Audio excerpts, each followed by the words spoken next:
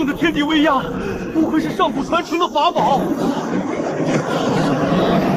这秘境果真藏着天不难遇的机缘，拿到手定能助我神功大成。老东西，你想得美！快讲！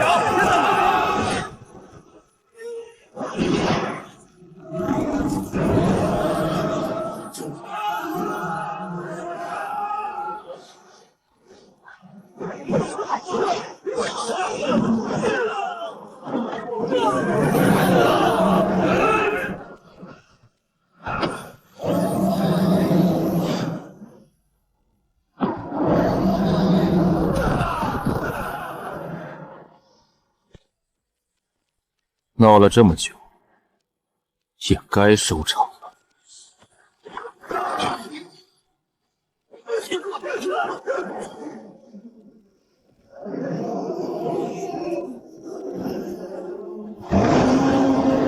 天地力邪，阴阳所魂，应而从。这。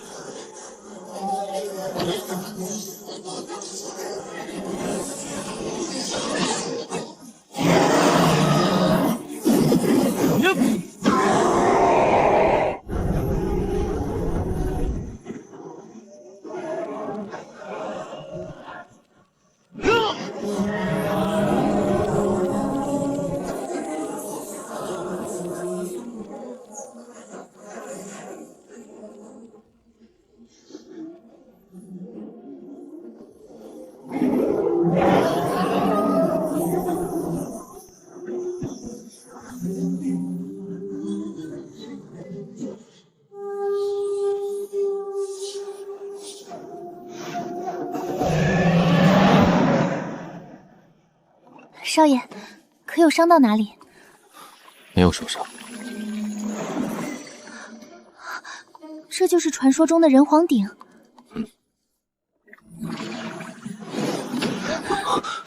爷，少爷，你怎么了？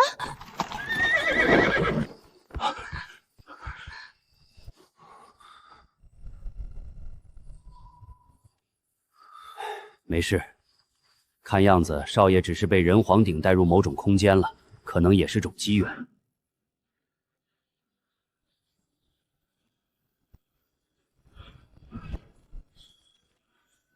此乃吾之功法，大眼黄极功。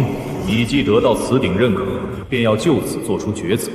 此法所得到的人族信仰与气运越多，便会越强，但与你所修之法相冲，需你散去功法才可修炼。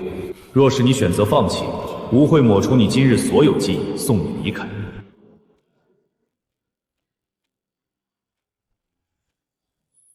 前辈，我愿意散功后修此功法。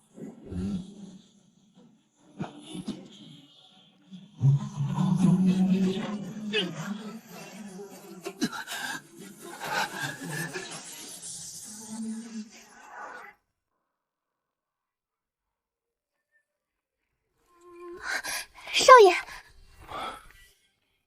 少爷将功法废了，只有散去这一身功法，才能将人皇鼎修炼到极致，值了。那我们接下来去哪里？10年江湖，我看够了百姓的疾苦，是时候回去将那皇位做一做了。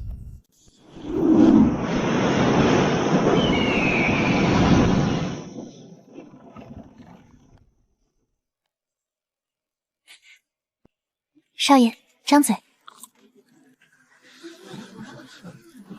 是怎么了？刚才那位公子的狗去咬了那汉子的儿子，那汉子护子心细，用斧头砍了人，那公子怒了。那可是靖王世子叶星元，谁敢？长眼的狗东西！老子的猎犬你也敢杀？今天就让你偿命！你砍杀了老子养了8年的狗，我也不欺负你。你砍他的2方，老子要你2指！你住手！是你的狗咬我，我爹才砍他的。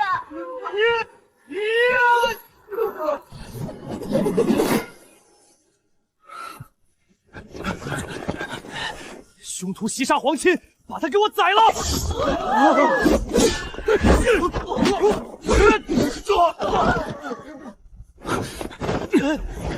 你最好放开我，我可是靖王世子，敢伤我一根毫毛，我保证你走不出这唐安城！住手！这可是靖王世子！然后呢？你敢出手，必杀我，必杀你！小园子，我不在唐安城这些年，你挺狂啊，还记不记得我怎么跟你说的？再发现你欺负人，我就打断你2条狗腿。这才10年，你就全忘了？三哥，他竟是三皇子叶宵。三皇子殿下，传闻10年前，三皇子深受皇帝宠爱，是为储君的不二人选。三哥，我错了，我不敢了，你饶我一次。叶星元，身为皇室子弟，欺压百姓，败坏皇室声望，人神共愤。今日我大前三皇子叶宵，断你双腿，以儆效尤。三哥，我错了，你饶我一次，我绝不再犯。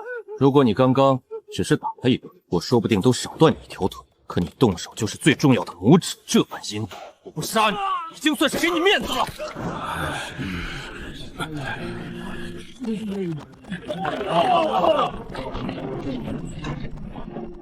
少爷快来，人家给你剥了好多颗荔枝呢。陛下，陛下，出事儿了！出了什么事儿？这副慌张模样，早告诉过你，遇事要稳重。镇抚司来报，说是三皇子回城了。萧儿回来了，那个逆子还知道回来，快把冯大师做的龙袍给朕找出来。朕要让那个逆儿知道朕之威严。吩咐御膳房将前日蛮族送来的闭眼司封侯杀了。那逆子虽然不听话，但朕惩罚之后，总不能让他饿着。还有，去通知百官及皇亲，萧儿回唐安城，明日朕要大摆宴席。怎么还不去？陛下，三皇子回了唐安城不假，但却在城门打断叶星元牙齿，踹碎其膝盖。靖王只怕已经在往皇宫来了。启禀陛下，靖王于殿外求见。让他进来，去吧。给朕把龙袍找出来。另外，闭眼司封侯也准备好。便是惹事儿了，也不能不吃饭啊。唉，陛下还是偏爱三皇子。什么？你是说老三回来了，还在城门口把叶星元的膝盖踹碎了？是的，靖王应该已经入宫了。哈哈哈！老三这个混蛋，刚回来就惹下这般祸事。此番便是父皇再喜欢他，想来也会将其重罚，真是再好不过了。殿下为何这般开心？三皇子应该与殿下并无仇怨啊！你懂个屁！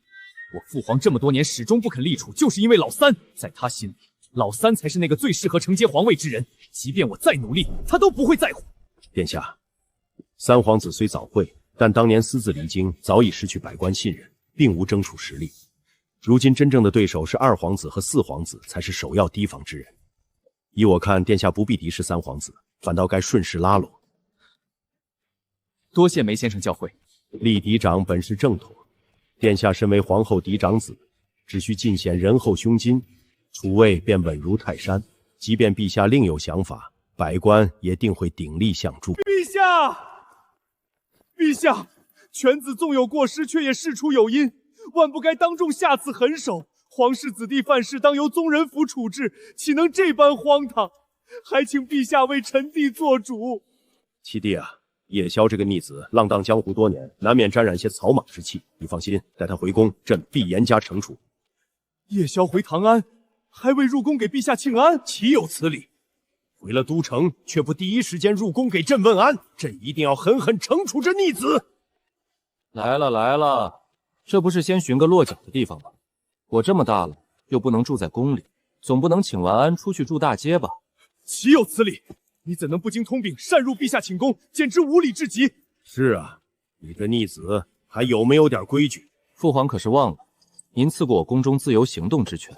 您当年可是说过，无论是宫中何地，我都可不经通禀，直入其中。哼，朕只是看你年幼，才给你如此特权，倒是忘了。七叔这是来干嘛了？40、50岁的人了，总不至于是跑来哭诉的吧？那可太没出息了。叶宵，你好狠的心！星元无论如何是你同宗兄弟，如何能断其双腿，踹的还是膝盖要处？他这一辈子都被你毁了。他毁了，总比我皇室的名声毁了来得好。若是皇室子弟个个如他一般在外欺压百姓，我皇室还不名声尽丧，为天下人唾弃？启禀父皇，儿臣要参靖王教子无方，任由子嗣欺压残害百姓，败坏皇室声誉，还请父皇严惩。陛下，叶宵所言并不属实，星元平日并无恶行，只是今日意外，还望陛下明断。巧了，我平日也并无恶行，他是事出有因，那我自然也是喽。如果平日没有恶行，加上意外就无罪，那我自然无罪。你这是诡辩！七叔说什么话呀？我这怎么能叫诡辩？话都是你说的，现在摆在你面前的只有2条路：第一是咱们都有罪，所以呢就各论各的，任由父皇处置；第二就是咱们大伙儿都无罪，各回各家洗澡睡觉。你觉得是哪个？陛下，夜宵诡辩，臣弟不善言辞，还请皇兄为臣弟做主。朕觉得这逆子虽然荒唐，但是说话却还有几分道理。若要处置，岂能只处置一人？既然如此，臣弟请求陛下派出宫中御医为星元诊治，尽可能保住他的双腿。准了，你先下去吧。七叔好像很不服啊，要不要跟我打一场？你岁数大了，我不欺负你，让你一只手。毕竟我一向尊老爱幼。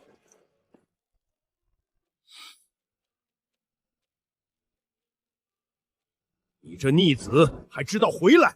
没办法，年纪大了，总不能老是漂泊在外，回来混个皇帝当当，安稳一些。你好大的胆子，这种话也敢说？有什么不敢说的？我，你儿子夜宵，我要当皇帝。朕可不止你一个儿子，如今你那些兄弟个个皆是人中龙凤，这么厉害？那行吧，我待几天就走。皇帝当不了，这唐安城也没什么太大。你敢？夜宵，你若再敢不告而别，别怪我真的跟你翻脸。你要当皇帝可以，不过江山社稷不可轻许。你要登位，便要向朕、向百官展示你的能力，凭你自己的本事夺取皇位。朕可以许你一个夺嫡的机会，但是你也要答应我一个条件。条件？什么条件？娶妻。朕欲赐你一门婚事，只要你同意下来，朕便许你独自开府，招收门客，并许你豢养亲兵3000，每月拨银钱10万，并朝堂议事之权。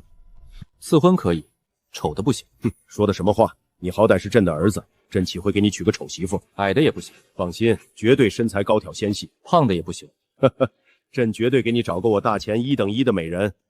那女人不能生孩子？你在说什么屁话？朕岂会给你找个不能生养的女人为妻？哼，你当我是傻的？这女人要是没点问题，你岂会开出如此代价，并且遮遮掩掩？朕就是想要你安心留在长安。至于人选，只是朕还没想好罢了。你这臭小子如此多疑，真是可恨。我答应。行了，下去吧，去明月宫见见你娘和妹妹。多年未见，朕让御膳房炖了南蛮进贡的闭眼丝蜂吼，那东西极其鲜美。一会儿在明月宫咱们一起吃个饭。出游10年，你什么修为了？启禀父皇，儿臣已入炼魂境，如今是7品修为。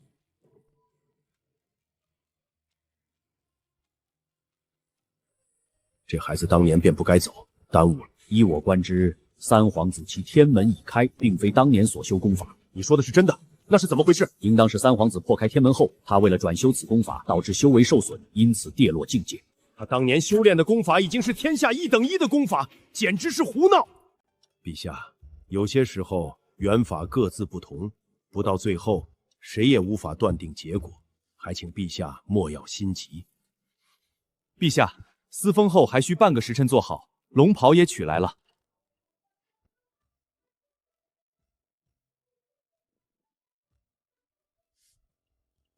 周统，你指内务府赐三皇子夜宵府邸一座，许其招揽门客之权，并可豢养私兵3000，每月银钱10万。你指平北侯梁承恩赐婚其女梁晴嫁于夜宵为平妻。你这孩子，你还知道回来？一走这么多年，你知不知道娘和你妹妹有多担心你？我这不是回来了吗？现在我可比娘高多了。行了，这次回来可不许走了。等过些时日，娘给你寻个姑娘，给你成亲。不用了，父皇说要给我赐婚。那感情好，看来陛下虽然多年未见你，但是心里对你还是惦记的。可惜了，你若不走，或许已然成了储君。现在也不晚。不可，萧儿，你不在唐安多年，不知形势。如今老大、老二、老四他们羽翼已成，你听娘的，一定要低调行事，不可与其争锋。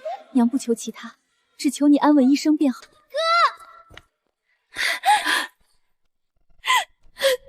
哥，我好想你。我就知道，父皇就是偏心。老三把叶星元一双膝盖踹碎，不但没有遭受惩罚，还得了赏赐，凭什么？凭什么？陛下对三皇子宠爱太甚了。我当年开府，父皇不过许我每月1万银银，800丝兵。他一走10年，回来就给他这么大的权限。父皇到底怎么想的？怎么想的？难道真的要强行扶持老三继位？圣心如渊，陛下怎么想的，没人知道。不过目前看来，三皇子或许真的是个大麻烦。殿下是下决定的时候了，不如一不做二不休，使死士刺客杀之。梅先生，之前是您说让我拉拢他，怎么如今又让我杀他？人有实旨，尚且长短不同。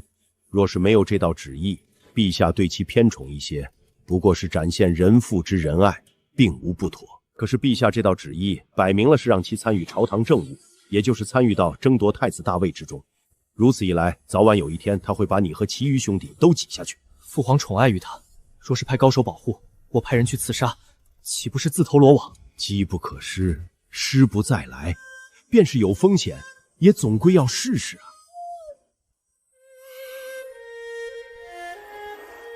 让我再想想。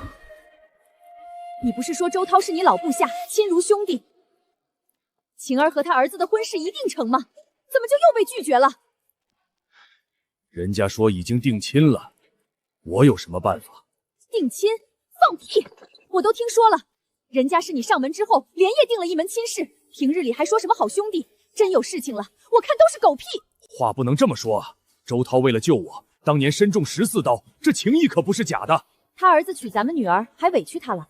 毕竟人家那是亲儿子。你说的什么狗屁话？咱家晴儿难道不是亲生的？谁叫他下那般狠命的？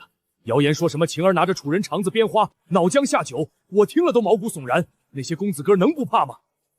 还不是怪你，要不是你教他练武，许他从军，哪有今日之这些传言？现在可好，眼瞅20岁的大姑娘嫁不出去，她以后可怎么办啊？平北侯梁承恩接旨，赐婚平北侯之女梁晴嫁与三皇子为平妻，钦此。周公公，三皇子回唐安城了。是的，有件事情还请周公公解惑，为何这赐婚却是平妻？这我可就不知道了。不过陛下还有一句话让我告知侯爷，请讲。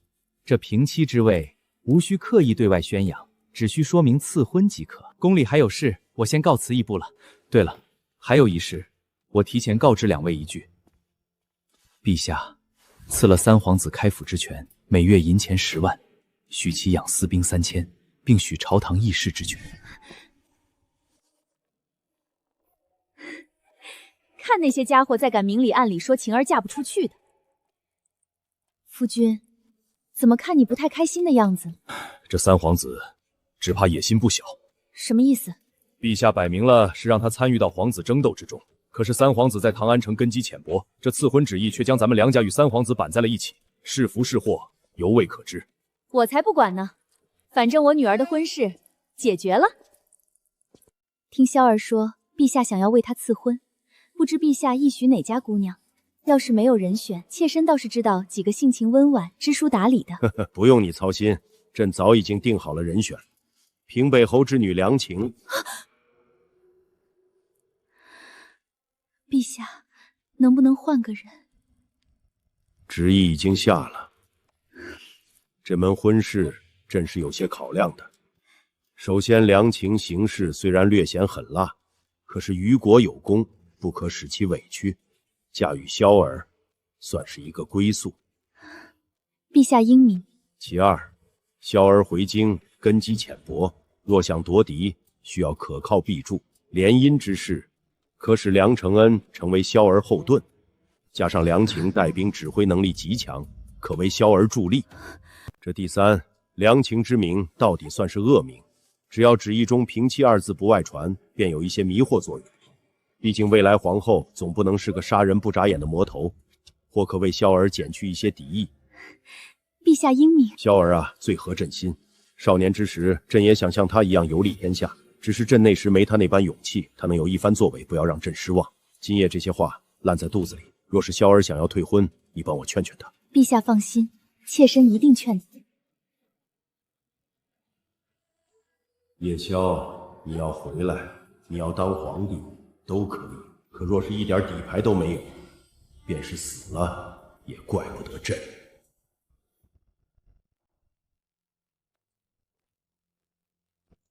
何叔，走吧。殿下以后称呼我名字便是。我在江湖，别人听到这般称呼不好。无所谓，您是我叔，是我认下的。便是我父皇在此，我也是这般称呼。走吧，天色晚了，一会儿柳儿该着急了。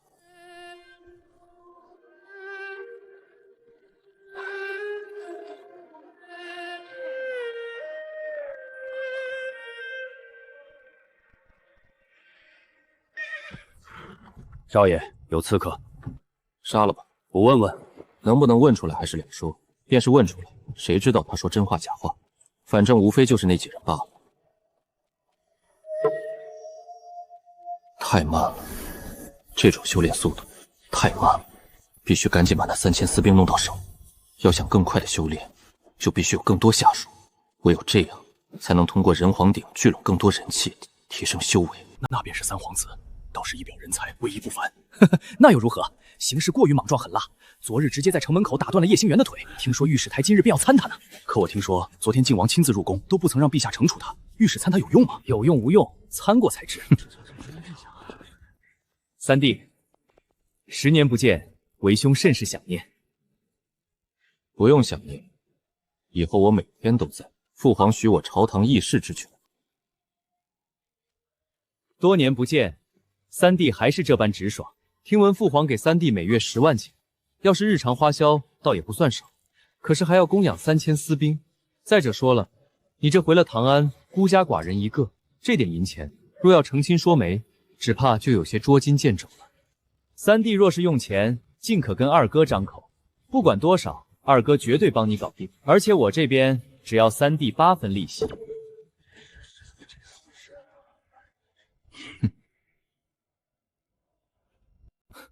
还是二哥体贴，不像某些人只会空口想念。不过二哥还真是没猜错，我现在手头的确有些紧，不知可否先支应1000万两银子应应急，等我有了，立刻。三弟不怕银子太多砸到脚，借的太多了，二哥要是给不起也没关系，反正你从小说话就跟放屁一样，商贾世家自来如此。叶萧，你不要太过分！哟，明明是你说的可以借我钱，还数目随便说。现在给不起了，就是我过分。三位兄长莫要争吵，三哥回来是大喜的事情，还是不要惹得父皇不开心，到时候大家都受罚。四弟如今在我大前文坛声名鹊起，诗文为天下传颂，了不起。多谢三哥夸奖，些许文章不足挂齿。咦，最近并无战事啊，这良禽今日怎么上殿了？难道是父皇要重新将其启用？原来是他。我大前女人斩敌数10万，坊间传言她攻楚时把楚人脑袋拧下，不知真假。听说还把楚人脑浆挖出来下酒呢。呵呵，这话有脑子就不会信，你爱信不信。据我所知，他亲手斩杀楚国青壮不下10000人，笑起来还挺好看。三哥要是喜欢，我可帮忙从中牵线。这位可还待字闺中呢。这等凶神娶回家中，万一吵架，第2天睡醒都得摸摸脑袋掉没掉。三哥此言极是，我听说他爹最近满朝给他找婆家呢，可惜各家公子无一敢与之结亲。要我说啊，今天说不定就是来求陛下赐婚的。陛下驾到！三皇子夜宵游历天下，回归唐安，即日起许其单独开府，养私兵3000。兼朝堂议事之权，并赐婚平北侯梁承恩之女梁晴。臭小子，让你跟你老爸我耍脾气，让你偷跑。儿臣夜宵谢父皇恩赐。微臣梁承恩、梁晴谢陛下恩赐。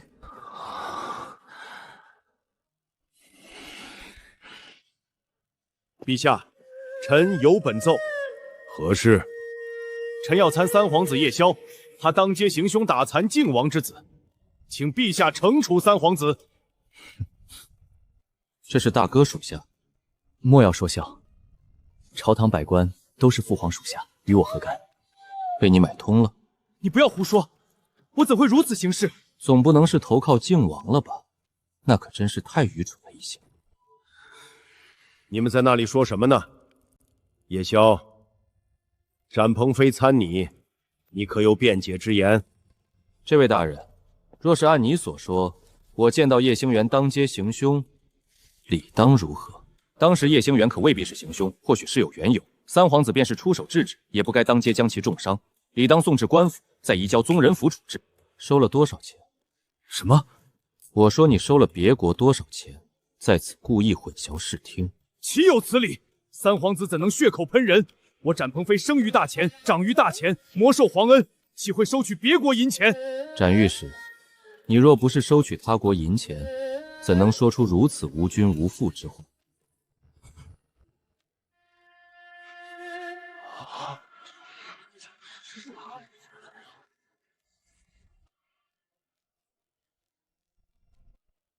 我说什么无君无父之话了？展鹏飞，叶星元是皇室宗亲，我父皇亲侄儿。他于城门处众目睽睽之下殴打贫苦百姓，脚踢百姓幼子，意欲刀残百姓肢体。如此恶劣行径，一旦传开，百姓必然人人视我等皇亲如猛虎，百姓离心，天下动摇。如此简单的道理，展御史难道不懂吗？我若当时不给予叶星元惩戒，将其带至宗人府，不管最终结果如何，百姓如何知晓？百姓不知晓，我大前皇室欺压百姓之赃名如何洗刷？万千众人口口相传，等到宗人府处置完毕，只怕已经传遍天下。敢问展御史，到了那一步，该如何澄清？百姓不敬皇室，怨恨皇室，乃是动摇国本之大事。你说我不该当着百姓之面将其惩处，岂不是让我皇室声威扫地？你口口声声说自己世受国恩，却不知维护皇室，不是无君无父是什么？展鹏飞，你可知罪？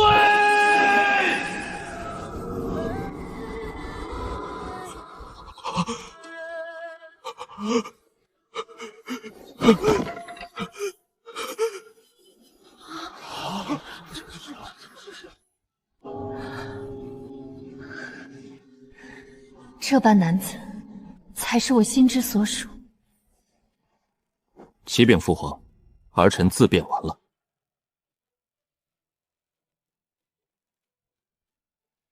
臣绝无三皇子所说那等无君无父之想法，还请陛下明鉴。起身吧，朕知道你并无此心，只是下次注意便是。诸位可还有事？若是无事，便退朝吧。父皇，听说三弟要组建司军，儿臣建议父皇允许三弟去神武院中，有愿意追随三弟者，可使其入三弟府上，如此一来，方能快速形成战力，护卫三弟。小儿，你怎么想？二哥好意，我自然不好拒绝。好，朕许你入神武院挑选30人，凡有愿意入你府内之人，尽可收下。退朝。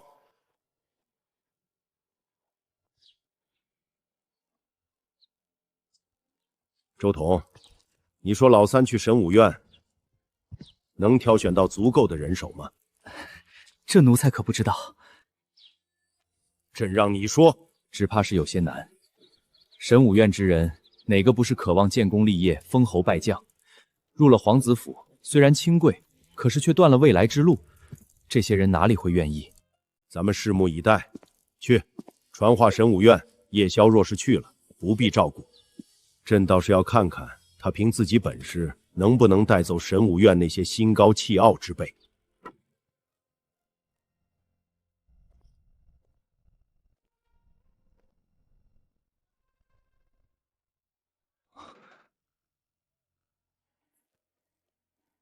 见过三殿下，我是梁晴。请。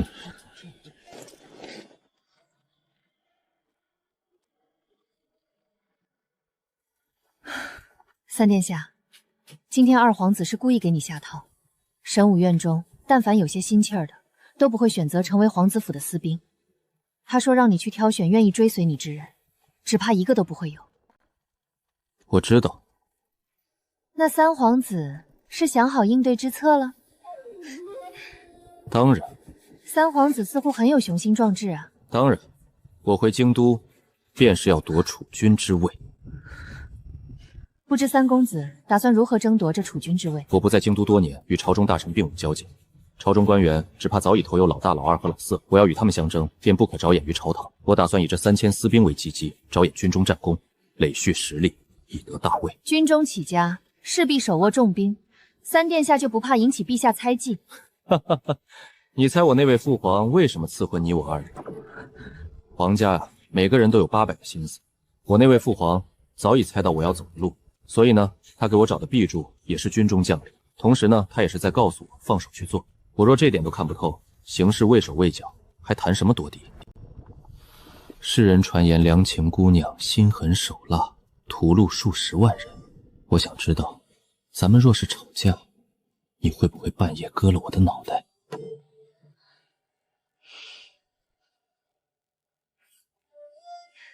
怎么，三殿下怕了？你若怕我，大可去找陛下退婚。说实话，作为一个男人，一想到我未来的妻子枕边人手上有数10万人命，我这心里还是有些忐忑的。果然吗？可是，作为大前皇室，作为大前百姓，梁姑娘所作所为，叶萧深感钦佩。敬佩什么？敬佩我心狠手辣。我敬佩姑娘为我大前战阵斩敌，敬佩姑娘为我大前背负恶名，敬佩姑娘为我大前忍受委屈。唐安城的男人不敢娶姑娘，我敢。从今日起，承蒙姑娘指教。苏雨，你跟大皇子走的好像有些近，明日起我会将你调离唐安，外放几年。父亲，之前您不是说可以跟大皇子稍微走得近些吗？大皇子本是嫡出，其母为后，外戚无权，为人虽略显优柔寡断，可以我对陛下的了解，陛下大概率还是倾向于将其立于太子，所以我许你跟他稍近一些。那现在有何不同？有何不同？不同之处大了。三皇子回来了。三皇子回来了又怎么样？他离开唐安多年，便是回来，在朝中一无势力，难道还能斗得过其余几位皇子？那孩子不一般，虽离开京都多年，身上草莽气息重了些，可其一怒有帝王之威。今日于大殿上呵斥展鹏飞，其威其势皆远胜其余皇子。最重要的是，他昨日回城，今日便得赐婚封赏，可见陛下对其颇为偏爱。纵然其根基浅薄，可是只要假以时日，他表现出真正的能力，这太子之位是谁犹未可知。我知道大皇子对你颇为优厚，你也不愿远离京都，可是朝堂争斗不能感情用事，必须步步谨慎。如今你留在唐安城，便可能被大皇子利用对付三皇子，而你若贸然与大皇子切根，又会得罪大皇子，唯有将你调离唐安才是最稳妥的。父亲，就一个三皇子，值得如此吗？万一他是个绣花枕头呢？我可是听说了，他要去神武院挑人，神武院之人大概率不会选择追随他，到时候他就会成为唐安城的笑话。不如再看看也不迟。父亲，二弟说的有道理。那叶萧刚刚回唐安，便得陛下如此恩宠，必然成为其余皇子眼中钉肉中兔。他又伤了靖王世子，其立足未稳，根基欠薄，如此树敌，说不定都活不过几天生面。不如再看看。父亲大人，还是再看看吧。那就再看看。不过为父这双眼睛阅人无数，那三皇子今日殿上极其自信，我跟你们打赌，此人定可从神武院带走一些人才。听说了吗？三皇子回来了，昨天在城门口打断了叶兴元的腿。你说为什么？那叶兴元欺压百姓，被三皇子抓个正着。我就在现场，那是真解气呀！三皇子先是一顿大嘴巴，给其打得满地找牙，又给他2个膝盖都踹碎了。我偷偷近前看了一眼，都变形了，以后绝对是废了。小姐，这三皇子也太莽撞了，好歹也是靖王世子，皇室宗亲，就这般将腿打碎，只怕是后患无穷啊！你这丫头还怪操心的，赶紧喝完茶回去，家里账可还没理完呢。殿下，你终于回来了。叶萧无视法度，肆意伤人，与那叶兴元有何区别？都是一丘之貉。而且据我所知，那叶萧在朝中人望极差，此次回朝，陛下许其组建私兵，入神武院挑选人才，只怕神武院的天骄无一人愿意追随这等人。这人是谁？为什么故意散播对叶萧不利的消息？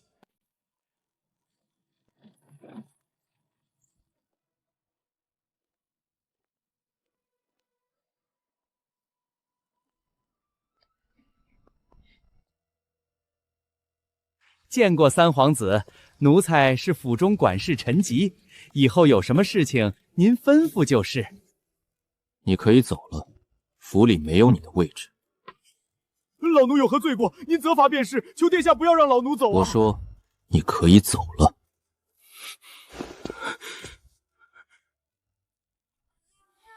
今日起，府内大小事宜皆由柳儿负责，任何人胆敢违逆，柳儿皆有权处置。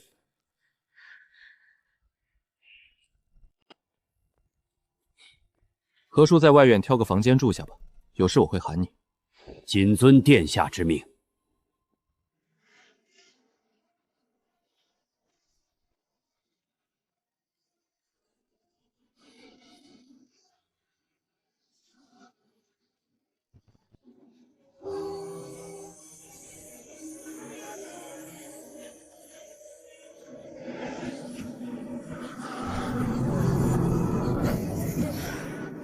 百姓的敬仰，亦可以汇拢人气。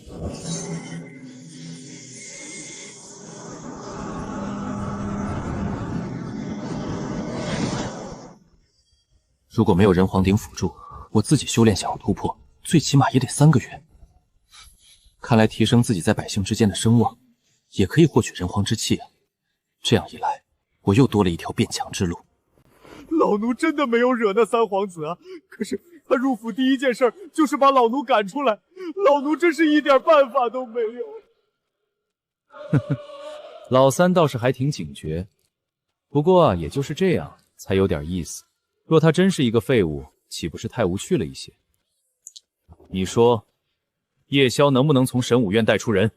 老奴不知。既然不知，那就赌一赌吧。如果老三从神武院1个人都带不出，我就放你一条生路。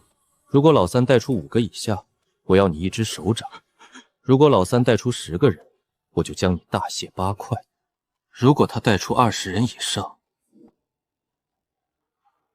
我就将你千刀万剐，碎尸万段。听说了吗？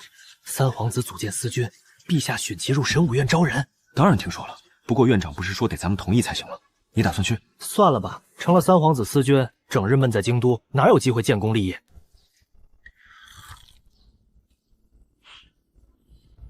那孩子回来了，不打算帮一把？不帮？那小混蛋，当年我想要收他为徒，却被他拒绝，现在想想都是来气。哼，人家说的也有道理啊。神武院本就是皇家直属，陛下一句话你就得乖乖交给他，何必拜师？再者说，他那天资，你能教他什么？哼，如今陛下可是传来口谕，对他不必照顾。我倒是要看看，他是怎么把这些一心建功的年轻人带走。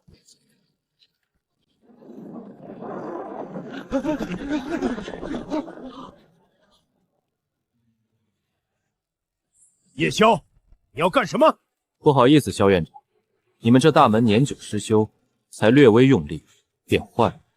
叶宵，这件事情我会去告知陛下。萧院长，多年未见，告状倒是愈加熟练，不知道培育出来的弟子，是不是也都是这般御赐的告状？叶宵，你最好放尊重些。我啊，小时候也觉得神武院很了不起，可是这出门在外呢，也见了些世面，却又觉得这神武院培育出来之人就那么……叶宵，你可敢一战？可以啊，你们也知道，我要开府，需要一些人手。你要是打输了，那便给我当个家仆吧。哟，原来打的是这般主意，故意激怒我等，好与我等赌斗，将我等收归门下，真是好算计。赢了可将人带走，输了却不需要付出任何代子不成？还行，有点脑子，没少透气，用着应该不会误事。这是10万两银钱，我叶宵今日在此挑战神武院所有人，修为限定为运气境9品，修为不足运气境9品者，我可将修为压制到与尔等相同。你们可任意选择尔等擅长之战技种类与我比斗，我亦会使用同类战技。凡赢我之人，我立刻滚出神武院。怎么，还是无人敢来吗？10万两银子，神武院之荣誉，你们都不在乎，那还练什么武？还想什么建功立业？不如找个水池趴里当缩头乌龟算了。我王虎擅长拳法，你可敢与我比拳？好，萧院长在此便做个裁判吧，他们也可尽力施发，省得打输了找借口。可以，记住了，尔等既然挑战，便要全力施为。有我在此，不会出事，万不可留手。王师兄曾拳臂能武，实力绝非寻常，这个夜宵肯定挡不住王师兄3拳。神拳营都尉压制修为，都奈何不了王师兄，我赌就1拳。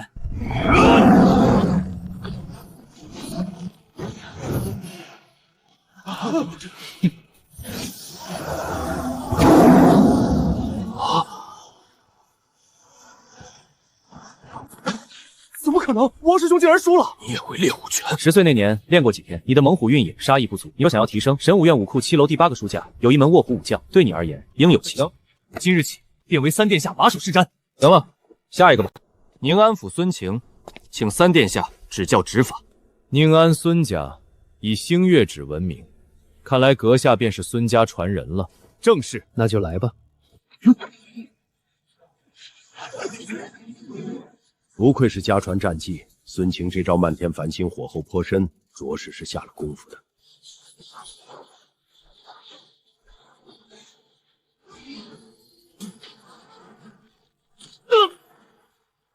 不可能！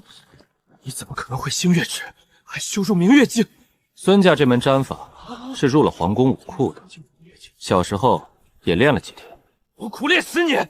你怎么可能只练了几天就到如此境界？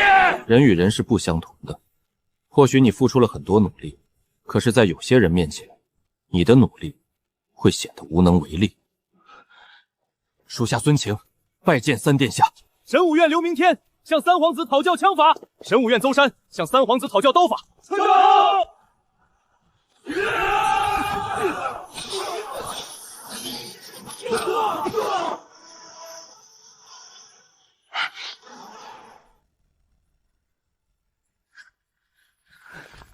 3殿下，您到底会多少种战技？皇宫武库藏有1375门战技功法，我12岁尽数贯通。神武院又有功法战技512门，我14岁进步学会。自此离开唐安，游历天下。如今我会多少种武技，我并未数过，但是3000种以上，必然无疑。3皇子莫不是说笑？岂有人能做到这种事情？这话并非说笑。当年我曾教导过3皇子一段时间，任何武技从未见过3皇子学习超过2天时间的。只是3皇子之事被陛下定为机密，不许外泄，否则早已传遍天下。怎么，没人挑战了？若是真无人挑战，那便到此为止吧。3殿下，在下柳长风，愿追随殿下。在下吴成，愿追随殿下。在下焦大海，愿追随殿下。愿意追随我者，跟着走便是。3殿下，陛下可是说你只能挑选30人？哈哈哈哈！萧院长，父皇许我挑选30人，可没说不许其他人投附于我啊。诸位即愿追随我夜宵，有几句话在这里我要说清楚。我夜宵行事从不瞒人，我此次回来便是要谋求太子之位。我见思君并非为了护卫，亦不为排场，只要成军便要建功立业，将来争斗不在少数，战场之上生死由命，不敢保证。诸位若是怕死，自可现在离开。3殿下，我神武院之人，或许能力有高有低，可绝无怯懦怕死之辈，绝无怕死之辈。这才是我心中神武院弟子。人之能力或有高低，可现场诸位绝无懦夫。这小子要干嘛？大丈夫生于天地间，当持剑斩敌，建功立业。我辈武者，功名剑上取，富贵军中求。今日起，便由我夜宵带领诸位兄弟斩将杀敌，留名青史。诸君可愿？我等愿意。哈哈哈哈哈！不是功名，便在刀锋之上，生死之间。大前勇士尽可随我离开。今日共游唐安，以留佳话。他日黄泉相见，不负荣光。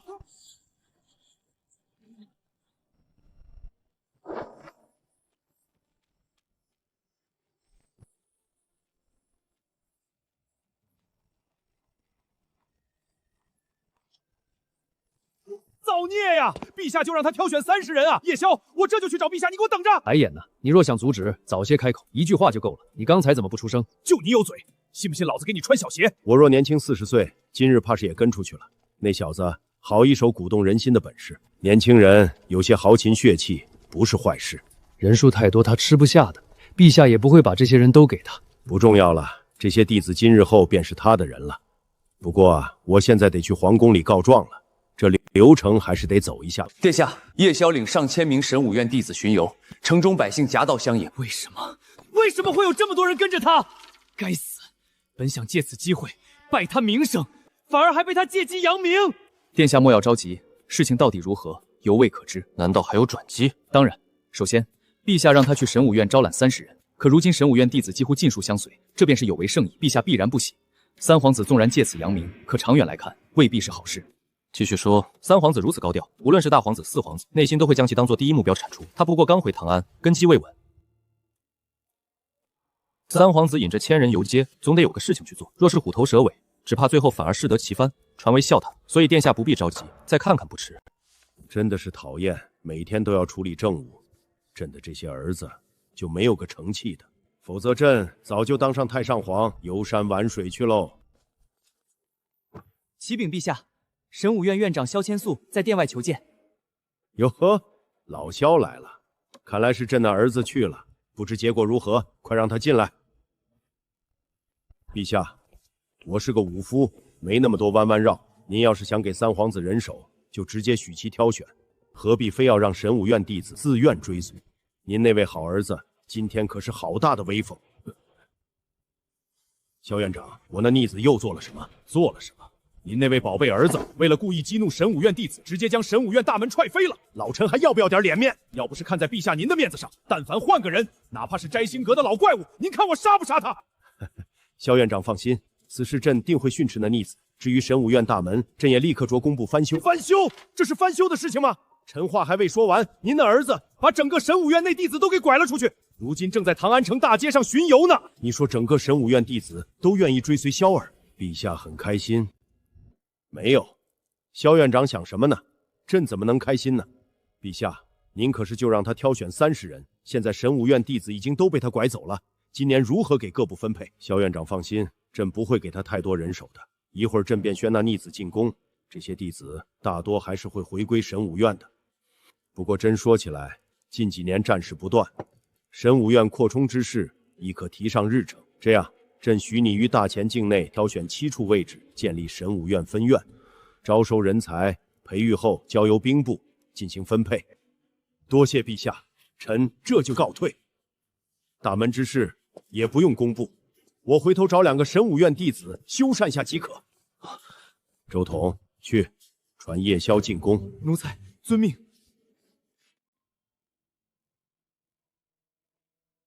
陛下怎么突然准许神武院扩张了？之前不是一直不许？以前朕总是琢磨如何能限制神武院一系，可是啊，不管朕如何限制神武院的人数，不管朕如何将其分化至军中各部，可是该有的照应还是会有。神武院弟子依旧把持着许多军中要位，军中职位其实就如这杯中水，是有定数的，无论如何超不出茶杯。而神武院弟子便是杯中茶叶。这些茶叶少了，便会肆意吸收杯中之水，风韵自身。可若是满杯皆是茶叶，那便不同了。等到各处神武院建立完毕，朕却让各地军官定期轮换进入神武院学习，既可提升战力，又可让这神武院的身份彻底烂大街。到时候人人都是神武院弟子，我看他们如何抱团。叶宵那小子不愧是朕的儿子，居然可以鼓动整个神武院弟子，有些手段，不错。不过啊，这出游终点才是最重要的。要是选不好，那可真是虎头蛇尾，让朕失望。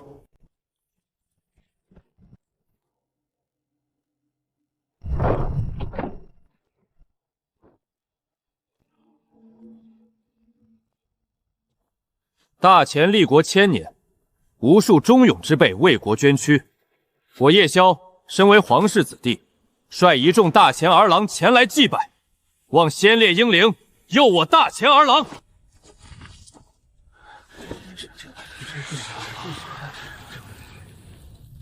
我大前三皇子叶宵在此盟誓，愿以微末之身护我大前百姓，护大前国土，以身为国，百死无悔。鲜血染龙旗，若为此事，天诛地灭！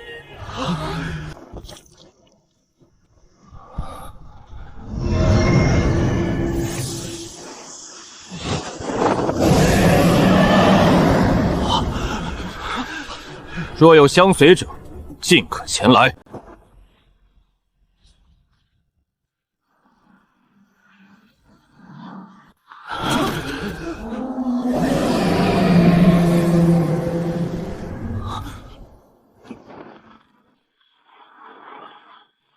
神仙显灵了！快看，永烈祠内有东西出来了！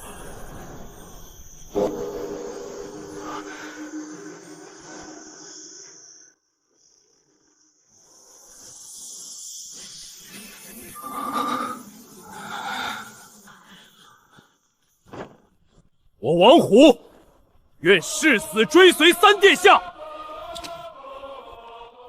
鲜血染龙旗，护我大前，百死无悔。若为此事，天诛地灭。我焦大海愿意追随，我琉璃寺愿意追随，我等愿誓死追随三殿下。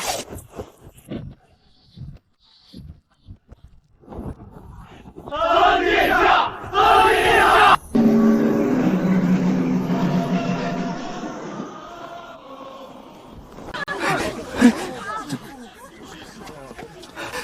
三殿下，陛下让您入宫觐见。我这便过去。王虎，我现在要入宫，你将我今日选中之人留下，尔等一同将龙旗送回我府上。诸位兄弟，父皇传唤，我先行一步。今日盟誓乃我夜宵人生幸事，无论我等身处何处，莫忘今日之誓言。愿诸君鹏程万里，前程似锦。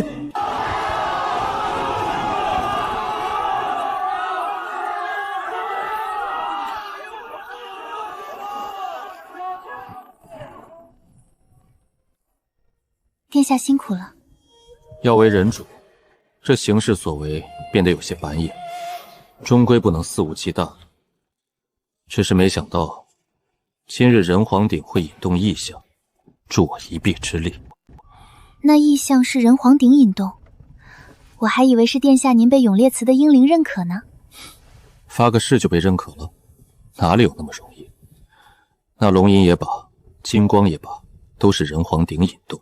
人皇鼎与殿下本就一体，若非殿下今日所行所为引动人皇鼎，也不会引发那些异象，所以还是殿下引动的。就你机灵。少爷废弃修为，转修大眼黄极功，融合人皇鼎，如今看来，终于有了一些收获。也该有些收获了，否则我不是白白自废修为。只是可惜了少爷那么多年精修的真元，若是换个人，只怕没有少爷这般魄力。其实以少爷之天资，便是不修这大眼黄极功，将来也必然是天下1等1的高手，何必冒险？我这人啊，最是好强，既然要做，就做到最强。可是大眼黄极功修炼出的真气却能压过大智元功，那就应该不弱于这2族最顶尖的功法。这看着不大的差距，或许就是未来的天堑。10几年修为罢了，不亏。殿下10几年修为，说得轻松，可人生有几个10几年啊？这般决断，老夫甚是钦佩。何叔，一会儿去通知孟烟，让她晚上来见我。知道了，少爷。那狐妹子估计要想死殿下了。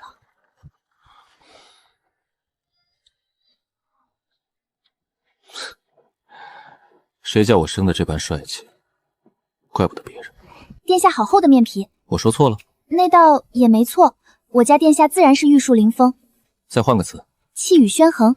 还有吗？再多说点。温文尔雅，仪表堂堂，风华绝代，才貌双全，倾国倾城，国色天香。好啦好啦，我记得我离宫的时候，还不是你伺候在我父皇身边吧？是的，我那时候是跟着于公公的，后来于公公告老，我才成了陛下身边的人。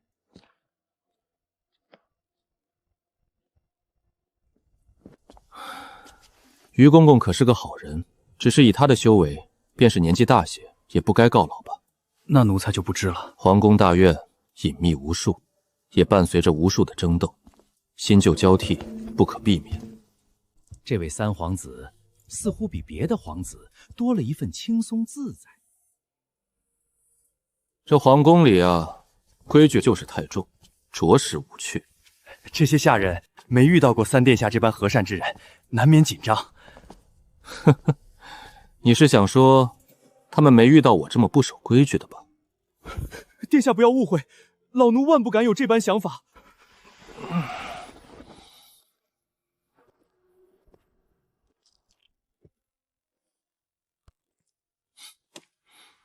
问你个事儿，我不在宫里这些年，有没有人欺负过我娘和我妹妹？这宫中生活都是循规蹈矩，老奴多伺候陛下，这后宫之事着实不知。但是想来有规矩压着，应当无人欺华妃娘娘和云梦公主。我知道了。你这逆子！朕让你去神武院选30愿意追随你的弟子，结果你把整个神武院的弟子都给弄走了。你要干什么？朕问你，你要干什么？怎么，人家愿意追随我，你眼红？哼，眼红？朕乃大前之主，大前子民皆是朕之臣子，朕需要眼红你？您老人家现在是皇帝，自然如此。不过你年轻时候能引动如此多的神武院弟子追随吗？自然不能。所以是不是感觉你儿子我很厉害？你今日所为固然扬名，可这般行径未免过于高调，只怕要对付你的人会越来越多。去给我把那凳子拿来，站着说话好累。去给他拿过来。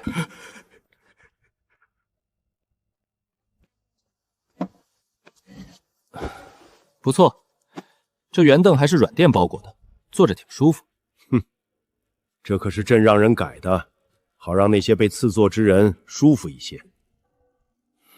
你先下去吧。遵命。你太高调了，也太激进了。这样一来，你那几个兄弟都会针对你的。唯唯诺诺、虚与委蛇不是我的风格。我啊，喜欢站在光明之下，不喜欢躲在阴暗之中。他们有手段，尽管施展就是。多余的人手退回神武院，各部还要分配，不能都给你。已经让他们回去了。关于你的亲事，怎么想的？雷霆雨露，俱是君恩，儿臣感激涕零，无比满意。真的？当然是假的。我就问问你，你会不会娶一个杀人如麻的女魔头入宫？然后呢？你打算怎么办？圣旨已下，自然要娶。良情于大前有功，他已经受了许多委屈，我若不娶，岂不是更让他难以自主？你倒是有些担当。天地异象这事情，他是怎么办到的？摘星阁的灵师和镇抚司密敌都已经去了，没有查出端倪，似乎真的是天地异象。不可能，那小子今天去神武院，摆明了想好一切，他每一步都算计到了，怎么可能最后的异象是巧合？那需要派人盯着三皇子那边吗？不需要。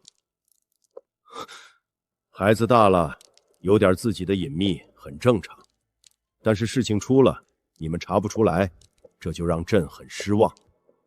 讲不讲理？盯人不让盯，查不出来就怪我们，是臣无能。下去吧，这件事情到此为止。遵命。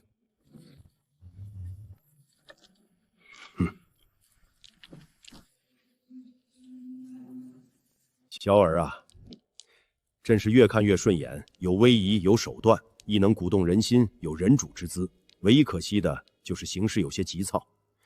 朕本想着赐婚良情，迷惑老大、老二、老四，替他消减一些压力，可他今日却在众人面前说要夺嫡，又引动永烈祠异象，只怕他这名声又要传遍唐安了。陛下若是如此看好三皇子，为何不直接使其为储君？大前之主肩负天下，如今人族之中有楚夏2国与我大前为敌，蛮腰2族虎视眈眈。若是选个能力差的，一步踏错，兴许就是亡国灭主之祸。虽是手足相残，可也是他们磨练自身丰满羽翼之计。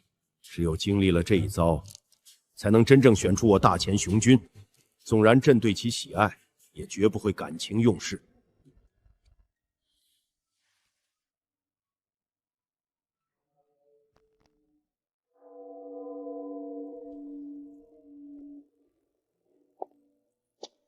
梦嫣见过殿下，好久不见。梦嫣无时无刻不在想念殿下。说说吧，这1年时间，你的成果如何？这1年时间，按照殿下的吩咐，我来到唐安城，主要招揽下九流之人。眼下手下有说书先生34人，卖唱的有52个，另外还有5个戏班子，加上19个唱魂腔的。为了保证收支平衡，我还开了5间衣布行。殿下给了我3万两银子，目前账上结余13万。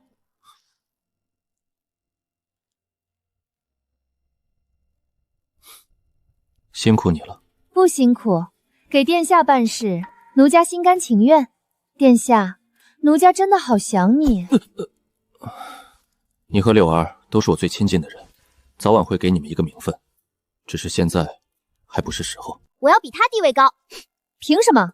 我可是帮殿下赚了许多钱，还招揽了那些下九流的家伙，我可是立了大功的。你凭什么盖我一头？就凭我跟殿下时间长，将来我还能给殿下生儿子。都是女人，生儿子有什么了不起的？谁不会？我能生2个，我生5个，我生8个。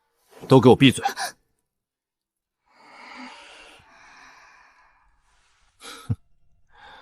先别想那么多，万一夺嫡失败，咱们3个都被砍了脑袋，那可真成了笑话。跟殿下一起砍脑袋，奴家也是开心的。这样，明天回去之后，就让那些说书先生、卖唱的还有戏班子去往唐安周边城镇村屯，以表演的方式给我宣扬今日之事。无论是武道天赋还是天降异象，有多夸张就说多夸张，尽可能将此事传扬开。殿下放心，我一定办妥此事。这般重要的事情，他应该今晚就回去。殿下都让我留下，要你多嘴，赶紧睡觉去吧。今晚上殿下我自会照看。殿下，咱们早些休息吧。听说了吗？那3皇子武道天赋近乎恐怖，才20多岁，已然精通数千种战技。真的假的？就算一天学一种，那也得10几年啊！当然是真的，要不然你以为那3皇子能收服那么多神武院弟子？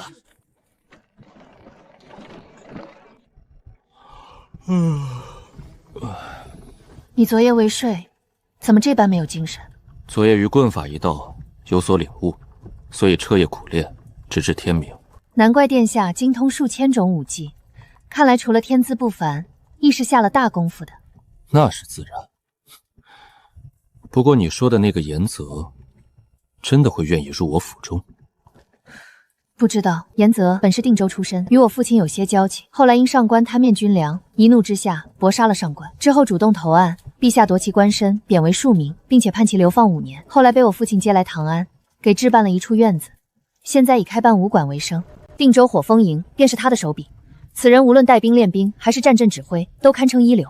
我父亲说他胸中热血未冷，你若能将其收入麾下，于你可练出一支精兵，于他可重展心中抱负，对你们2人都是好事。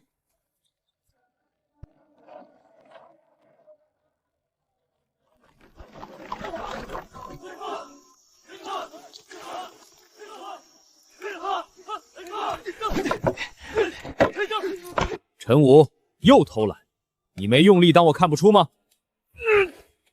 刘大力，石锁再加30。王小四，你不要以为我看不到你，劈刀的时候要出全力。你连续3刀偷懒了，加300刀。严叔叔，我来看你了，我给你买了许多熟食。来就来吧，还给我带了吃的干嘛？你这丫头可有些日子没来了，最近可找到婆家了？上回你爹来可是跟我大倒苦水，说你怕是嫁不出去了。严叔叔确实找到婆家了。哈哈哈哈哈，就是这小子是不是？别说，还真是人模狗样的，长得比我年轻时候也差不了多少。那小子，你姓什么？你爹是谁？我爹叶尊。叶尊，这名字怎么有点耳熟？他娘的好像就在嘴边，怎么就想不起来了？算了，是谁也无所谓了，反正你小子牛，敢娶晴儿这杀神，老子佩服你。严叔叔，我这是又说错话了，我这张嘴啊，老是得罪人。严叔叔，陛下赐婚，他是我未来夫婿，大前3皇子叶萧。我靠，你爹是皇帝？我说怎么嫁出去，原来是赐婚。严叔叔，可是觉得我刀不利索？我错了，你别动手，这院里可都是孩子。陛下赐3殿下3000私兵，缺个领兵将军。我去，我懂。只是该说不说，刚才这丫头散发的杀气，着实有些瘆人，汗毛都立起来了。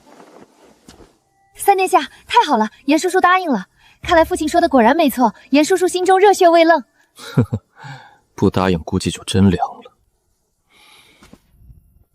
严将军，既然说定了，那明日便去府上吧，我正好有些话要交代。好。这小子是个狠人，咱们走吧。好。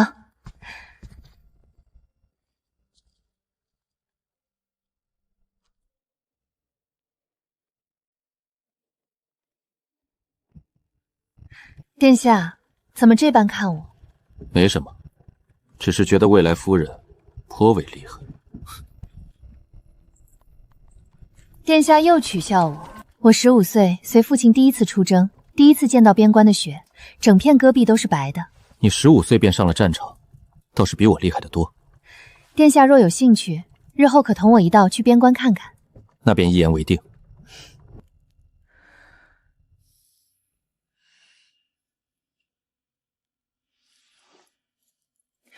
怎么样，叶心柔什么反应？他已经去找三哥报仇了。这就对了，叶萧那个野种回了唐安城，若是肯老老实实当个清贵王爷也就罢了，还敢与我儿争锋。这次那叶心柔去报仇，我看他如何应对。叶萧，你不顾同宗情谊，断我哥哥双腿，我要与你生死斗。你哥欺压百姓，罪有应得。你向我挑战，难道晋王家子弟该肆意妄为不受惩罚？我哥哥自幼对我极好，你断了他双腿，他生不如死，没人愿意见我。陛下赐婚，他是我未婚夫，你敢拦他进行生死斗，到底把没把我放眼里？要不你就和我打。女人图，良晴姐姐，你欺负人！太牛了，吓哭姑娘。这些人好像很怕你啊。没办法，一般人有几个不怕我的呢？他们虽然怕你，可是心中也都知道你做的是对的。或许吧。对我来说，他们怎么看其实并不重要，毕竟我不可能得到所有人的喜欢，无关之人的想法不在我的考虑范畴之内，否则当初我就不会痛下杀手。只可惜我还是不够狠，若是连老幼妇孺都尽数斩杀，更能削弱楚国军力，这或许就是妇人之仁吧。你若真是如此狠辣，只怕我也不敢娶你。斩杀妇孺老幼，便是我也下不去那般狠手。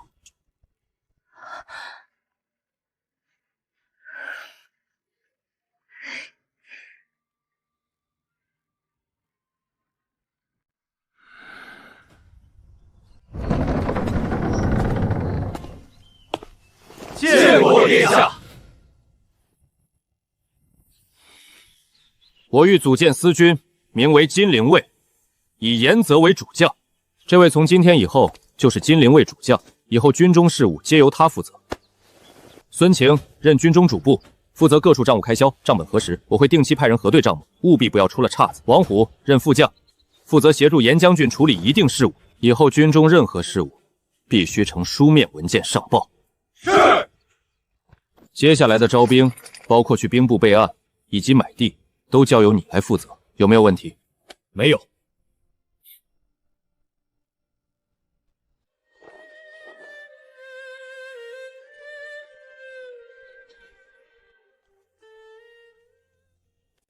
这一本是金陵卫装备铸造之法，另外一本是金陵卫训练和阵法，严将军可回去研习一下。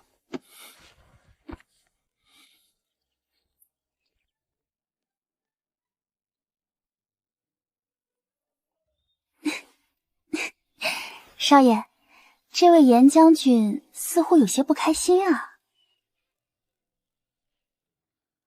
很正常，他自己对练兵有着一套自己的理解，自然不会愿意别人插手干涉。即便我为人主，可是假如你做饭的时候我限制你放唐盐的数量，你是不是也不开心？确实，那殿下为何还要干涉他？可那是2本天下顶级大厨的菜谱啊。金陵卫是我第1支兵马，其战力高低极其重要。你放心，只要他看了那2本书，所有的不开心都会烟消云散，甚至会对我有所感激。哦，殿下，可我还有一件事情不太明白，殿下对那严泽是不是限制太多了？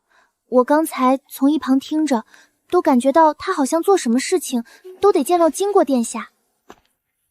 柳儿，我以后的下属会很多，我不能判断每一个人到底是好是坏，人品高低优劣，我也不可能去挨个跟这些下属建立情感。所以呢，规矩很重要。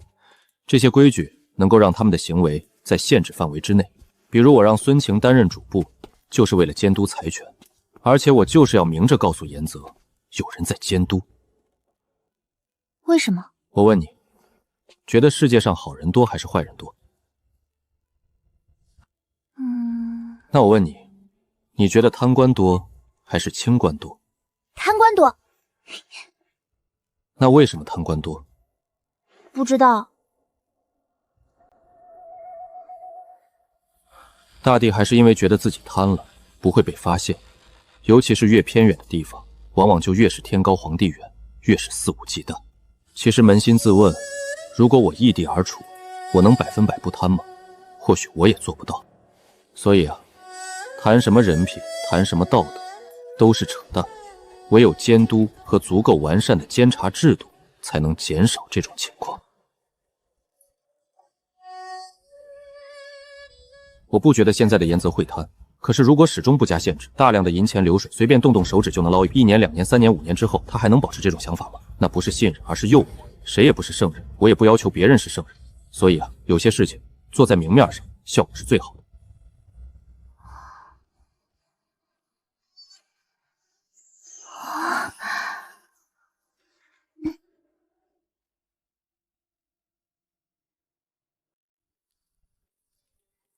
这辈子真是没受过这种鸟气，带个兵，财权、任免、战罚权都在他手里，现在怎么练兵还要教我？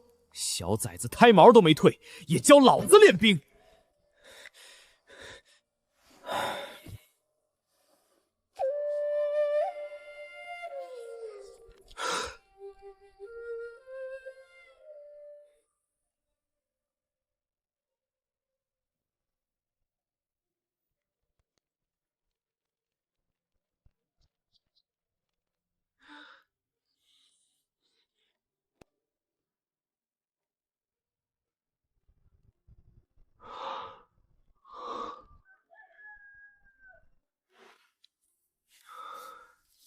人外有人，天外有天啊！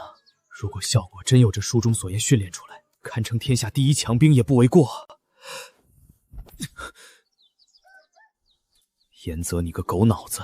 三殿下这般珍贵练兵之法都不吝啬，你还偷偷骂三殿下，真是以小人之心夺君子之腹。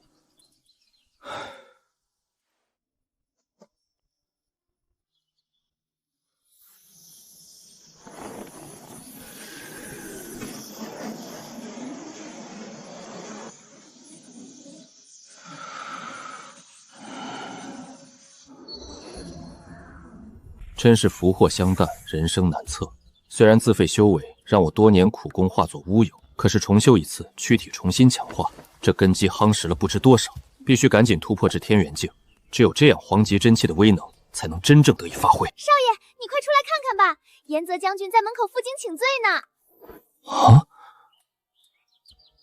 负荆请罪，这家伙干什么了？没必要弄这么一出。殿下人好，你便是犯了错，也总不至于砍了你的脑袋。不，我要等殿下出来，我要给他赔罪。赔罪也不用这样，我说实在的，挺丢人的。你懂个屁！这是我的诚意。那你继续。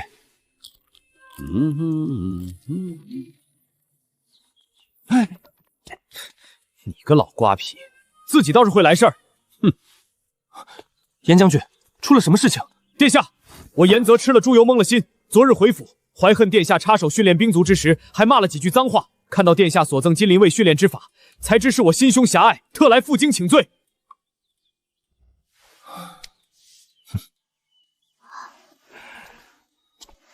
殿下，这人怕不是脑子不正常，他真的能带兵吗？应该没问题，我查过，这家伙打仗鲜有败绩，屡立战功。恳请殿下用此鹰条责罚于我，否则我心难安。严将军，还是起身说话吧，这点过错不算什么，我原谅你了。不，恳请殿下责罚。你要是真的觉得自己错了，就替殿下好好练兵。这位是，这是我之妾室柳儿，现在负责管理府上一应事务。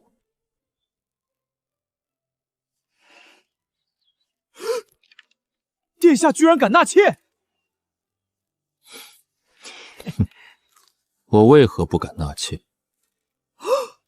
殿下高明，趁着没完婚之前纳妾，等良情入府也清算不得，厉害！严将军不必如此，只要你尽心给我训练出一支强大的金灵卫就好。快些起来吧。殿下放心，我定将金灵卫练成大前第一上军。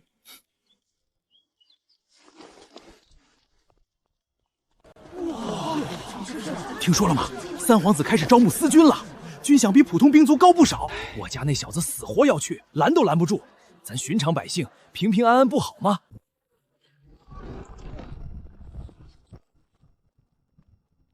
是。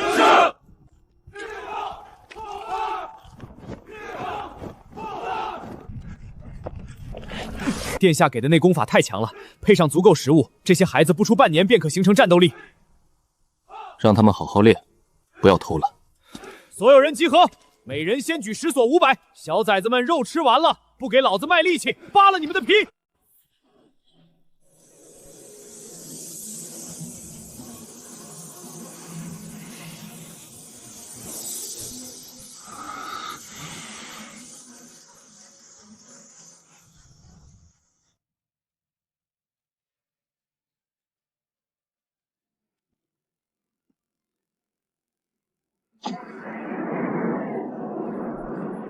殿下天资当真了不起，开天门引动这般巨量天地元气，结合而成的罡气必然强悍至极。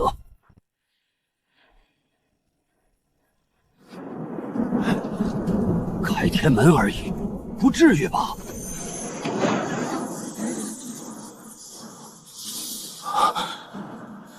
怎么回事？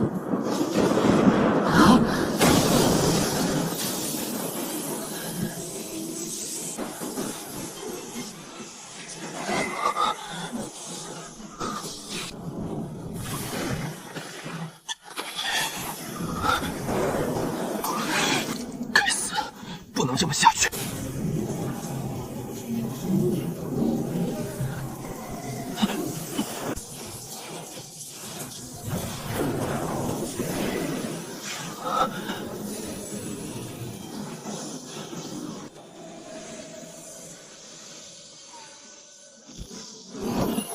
终于突破了！不愧是殿下，这突破的动静是真大。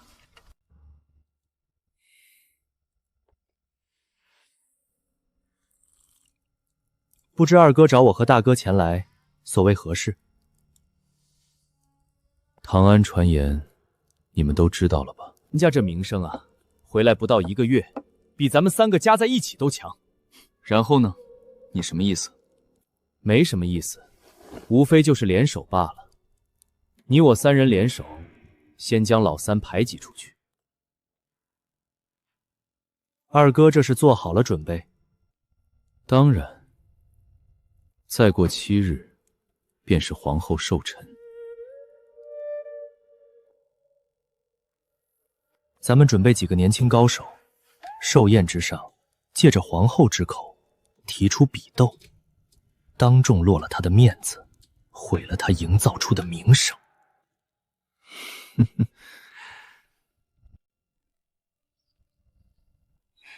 哥，你这府里给我留个房间，有空我就来住。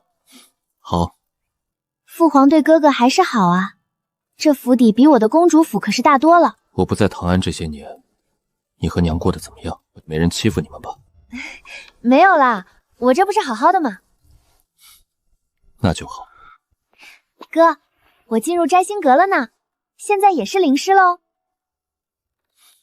娘亲她那天绣了一副鸳鸯，结果比鸭子还丑。我最近也在练女红呢，过段时间我给哥哥绣套蟒服。云儿，你知道吗？我这次回来只有一个目的，我要当皇帝，我要争那个位置。老大和皇后第一个容不下我，我们之间早就是不死不休。你和娘也一定会被他们盯上，你越忍，他们越觉得你好拿捏。有事不告诉我，不是在帮我，是把你们自己变成他们威胁我的刀。我再问你一次，这些年，皇后可曾欺负过你和娘？哥哥自幼便被父皇偏宠，早已引人眼红。哥哥性格强硬，你在宫中时，无人敢欺辱我们。可你走后，父皇便少来母妃宫中，我们日子便不如以前。尤其是你走后第3年，眼看你久久不归，皇后一天来母妃宫中，假意让母妃看她的镯子，结果那镯子本身便是碎的，只是用胶粘住。母妃接过之时，她故意推动母妃，致使母妃身形晃动，手镯直接断裂。她便借故发难，挥掌打了母妃，还借故扣了母妃宫中用度。从那时候开始，母妃便总是遭其针对，直至我最近2年展示出灵师天赋，才好一些。杨离，哥，你千万不要冲动。皇后是后宫之主，是天下之母，你也不是小时候了，现在做事无数双眼睛盯着你呢。放心，我心中有数。人手准备好了？准备好了。儿臣已经说动了禁军龙翔卫毒统赵传之子赵勋，若是老二的人失手，他就会出面挑战。今日寿宴是要落那夜宵面子的，可别再失了手。我可不想看其在我寿宴上出风头。母后放心，赵勋20出头已是天元境6品，而夜宵去神武院挑战时，连天门都未破。只要不限制修为，他绝无胜算。老三这些日子故意放消息，吹自己武道天赋，可他24岁，连天元境都没入。今日赵勋若当众拜他，他苦心经营的名声便全毁了。你光说老三故意夸大其词，你就是太老实了。你要是有他这般忽悠人的本事，老二老四早就被你踩在脚下了。老二呢？他准备的是谁？还有老四，你们不是一起商量的？儿臣还真不知道，只是老四说他并无高手。哼，老四这点弯弯绕的心思，跟他娘一样，真是让人恶心。明明你们3个商量此事，他却一点力都不出。他自来如此，若非有点文道名声，父皇哪里会让他上朝？算了，既然你们都商量好了，今日为娘便要看那好戏。夜宵那个臭小子，从小就让我讨厌。我记得小时候你一心只想玩乐，没想到这次回来，你倒是也变了。人都会变的，不是吗？你以前不是只想练武吗？只是可惜练了许多年，修为也不是太高，也就在外面忽悠忽悠那些平民百姓。能忽悠渔民百姓，也能忽悠神武院弟子。我就不理解，你不去找老大，把注意力放我这儿干嘛？你少在那里挑拨离间。那咱俩打个赌如何？赌什么？咱们就赌今天晚上肯定得有人挑战我。你太看得起自己了。皇后寿宴，谁会没事挑战你？会，我名声刚起，可修为不过炼魂境，名声和实力不符，最容易被人盯上。这种场合，若有年轻天才当众拜我，我这些日子的声势就全毁。那我不就真成了一个只会夸夸词坛、忽悠别人的废物？我要是你啊，肯定得想办法联合老大给我下个绊子。我看过你长得到底是谁。算了，看不出来是谁，我就不猜了。你赌不赌有人挑战我？谁会跟你赌这种无聊的事情？二哥，我现在还叫你一声二哥。我呢，劝你一句，我跟你们不一样，我是天子，你们不是。跟我斗，没前途的早点放弃。我保你一生富贵荣华。天才，真是骗别人把自己都骗信了。老三啊，我听闻京都有个钱大夫治疯病特别厉害，你要不要去看看？诊费二哥给你拿，咱不能再严重了。3000两，足够了。嘿嘿嘿，够了，都够给我那群私兵吃好几顿了。谢谢二哥。我是给你看大夫的，我可没说要去看大夫。把钱还我！你想挨揍？陛陛下驾到！见过陛下，皇后。众爱卿免礼。儿臣为母后寻了一只千年野山参，作为贺礼，祝母后福如东海，寿比南山。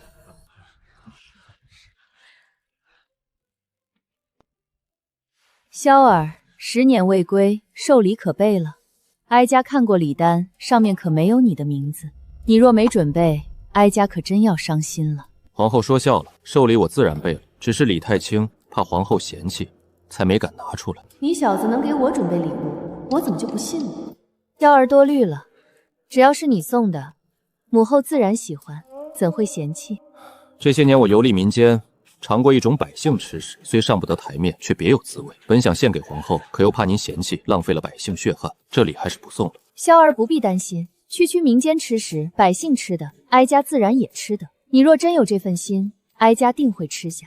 臣的寿礼，便是民间美食臭豆腐，此物虽臭，却是百姓血汗所成，还请皇后一定吃完，莫要浪费。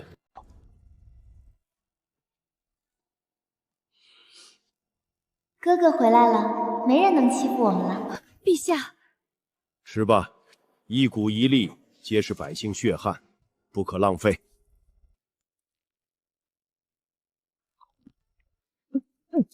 萧儿贺礼，本宫甚是喜爱。萧儿离京10年，想必本事见长，今日便与京都才俊敲磋一番，如何？父皇，寿宴之上，动武是不是有些不好？随你。怎么，萧儿若是不想打，哀家亦不强求。怎么样？我就说今天有人挑战我吧。既然说有人要挑战我，那就来吧。在下姚云天，请三皇子赐教。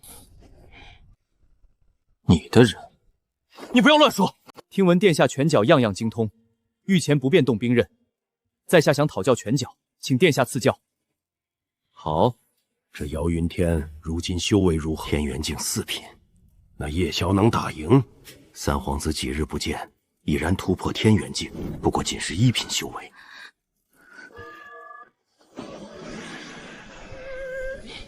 大智元阳功，陛下赐我大智元阳功，听闻殿下同修此功，还请殿下赐教。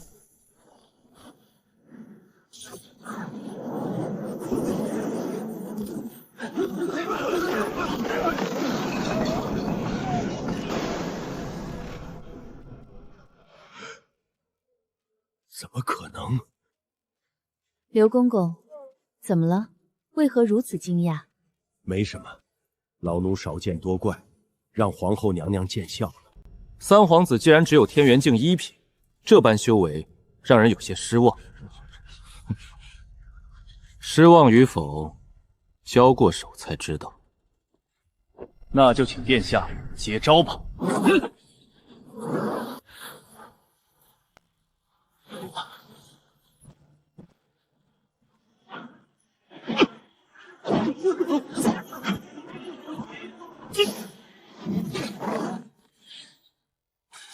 三皇子只会躲闪，论身法，我自认不及你。你拳法有错，看好了。大日金锥，三皇子看招！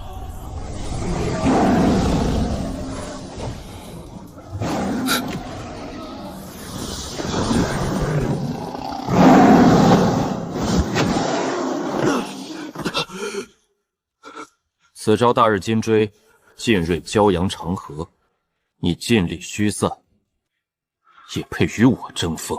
萧儿好拳法，来人，将姚云天送去御医处医治，赏银1000两。萧儿身手不凡，看得哀家心惊。谁还要应战？胜者赏1000年人参。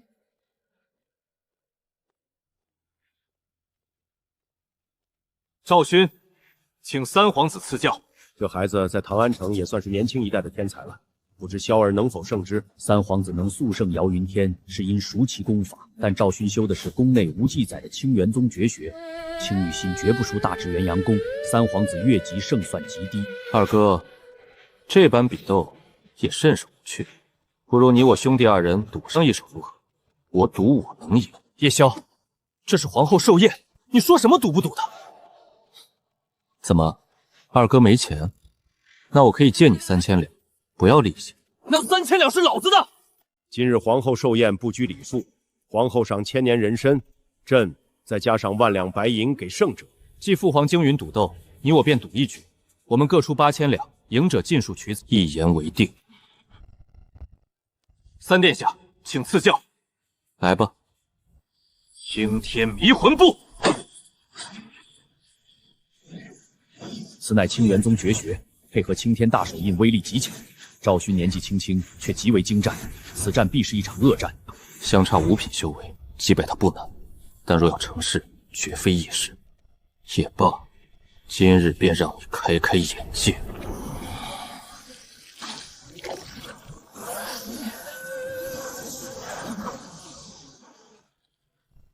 武道，天心无相。果然是天纵之才，不过天元境1品竟然能摸到武道领域的边缘。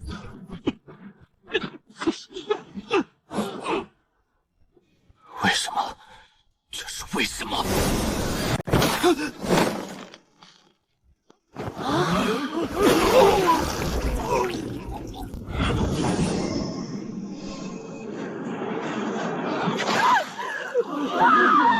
好你个赵勋，切磋便切磋，你为何要吐皇后娘娘？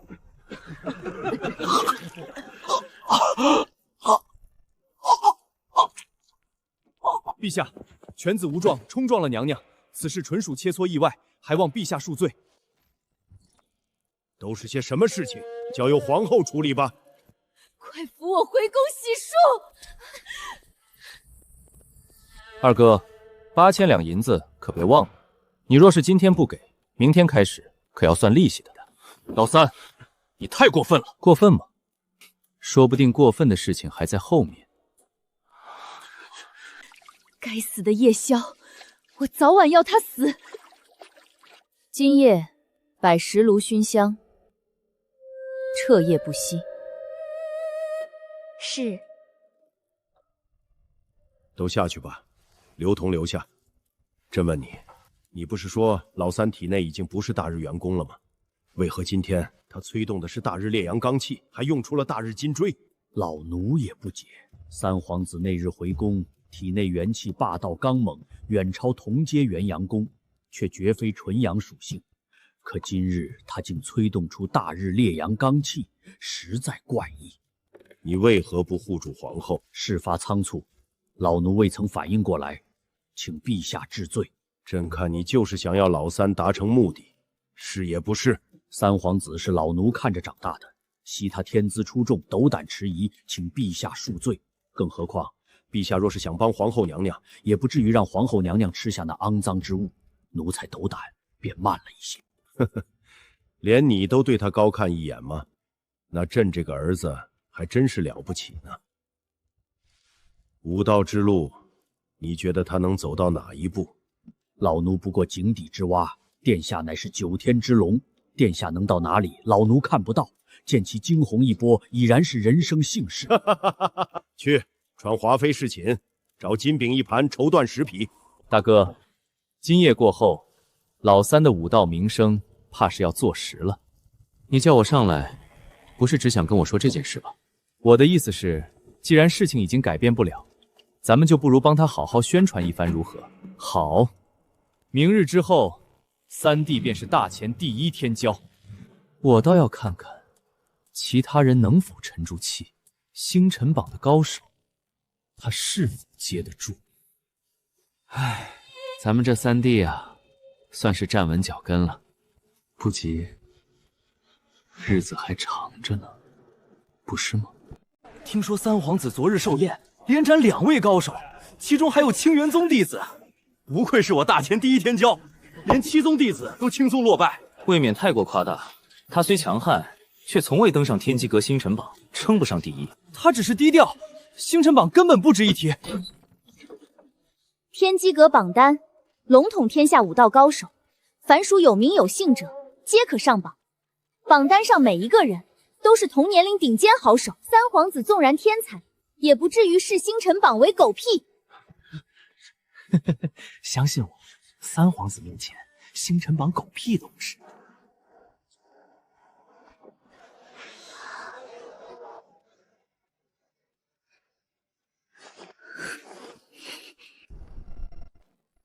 酒买回来了，给你。喝喝喝，天天就知道喝。你要是少喝点酒，多去修炼，说不定早就重回星榜第一了。爽快，最是逍遥酒中仙。有这口酒啊，给个皇帝都不换。哥，你明明天资那么好，为什么不肯好好修炼？你就这么甘心被白灵素和那个慕寒压一头？哼，白灵素她是个屁。可是修炼又有什么用？再怎么努力修炼，打得赢慕寒？无谓的努力不做也罢。荣四爷，我们店铺门口，你去看看。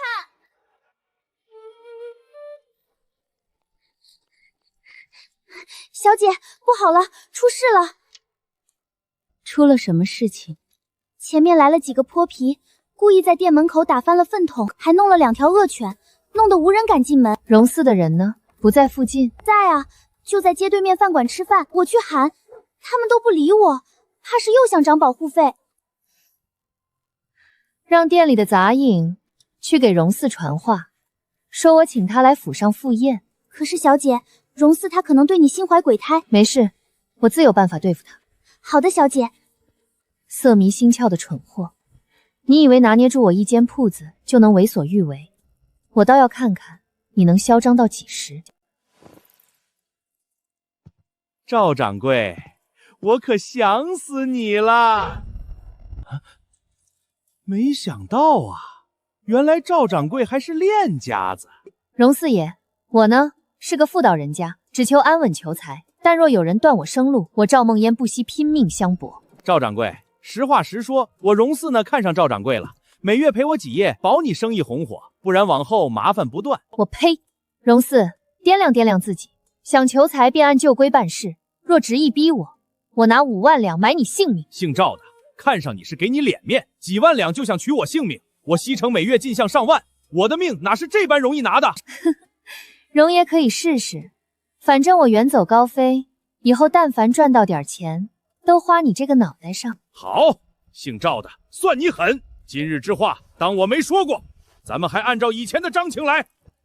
来人，给我收拾东西，所有贵重之物都收拾起来。小姐，刚才那荣四爷不是答应了以后还按原来办事？这种人的话你也敢信？我要是猜的不错，今天晚上他必定带人前来。这西城的铺子，咱们不要了。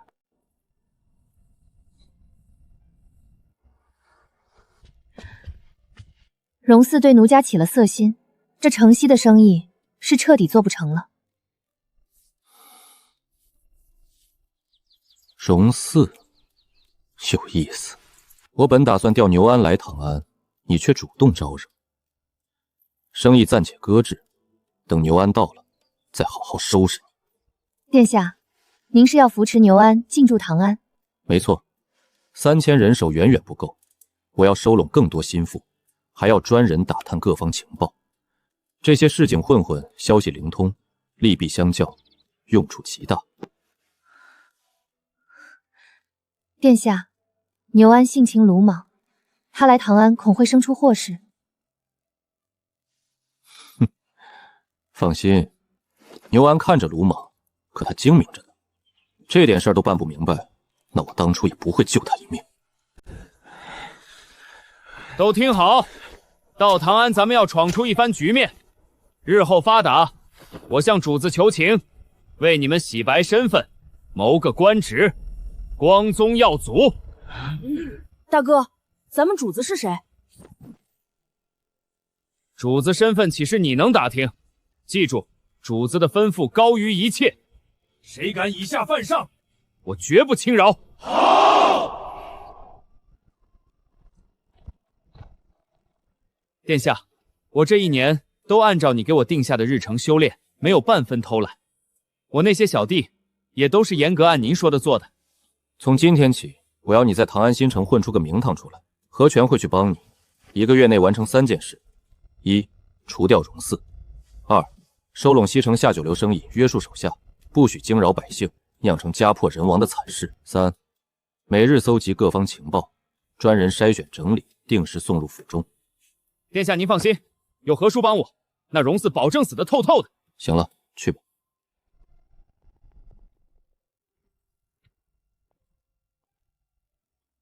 殿下，这家伙靠不靠谱？放心吧，他看着粗野，实则比不少少伪书生可靠。自古仗义多出自市井之徒。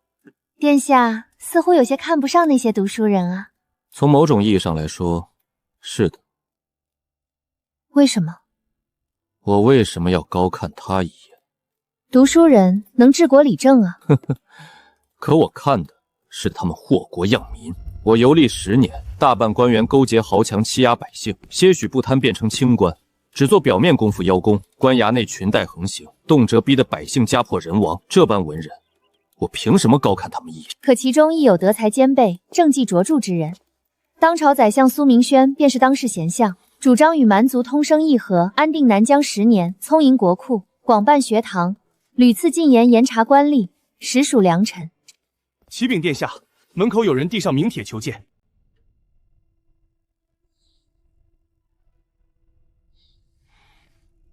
让他进来。凉州韩琦见过3殿下。你来见我，所谓何事？在下欲投效于3殿下，从此为殿下效力。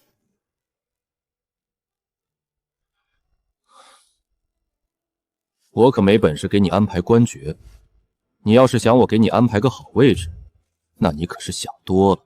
在下不用3殿下为我安排官爵，我可以辞去官身，在3殿下府上任职门客。10年寒窗，一朝高中，为何要辞官不做？没有靠山。然后呢？无后台者只会发配偏远州县，终生不得调回长安。虽能借机敛财享富贵，却绝非我韩琦所求。那你想要什么？辅明君治国理政，伐夏灭楚，成无上大业，青史留名。我且问你，大前官员贪腐横生，你可有法？大前贪腐的根源是官员任免制度漏洞，监察失衡，财产监管缺失。想要根治贪腐，需分级设定官员任期，离置朝廷核查，严审官员亲属财产，增设监察部门，形成3方制衡，依靠严苛律法与长效监察肃清吏治，而非寄托官员个人品德。为什么是我？你要选明主，这朝廷里的皇子可不止我一人。因为殿下救那农夫时，在下亦在人群之中。我本想庸碌度日，直至遇见殿下。您不惜触犯皇室，也要严惩恶徒，体恤百姓。这般胸襟方是明主，恳请殿下收录我。可我真的没本事帮你安排官位。在下也真的可以辞去那翰林院之职，追随殿下。我这儿还有一个门客的职位，月薪10两，你先干吧。多谢殿下。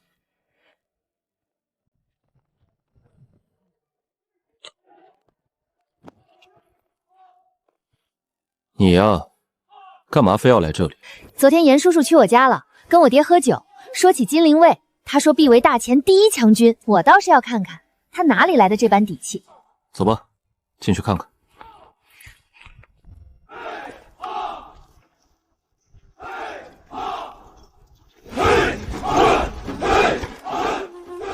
严叔真的没吹，这般下去，这支私军只怕真的要成大前第1强军了。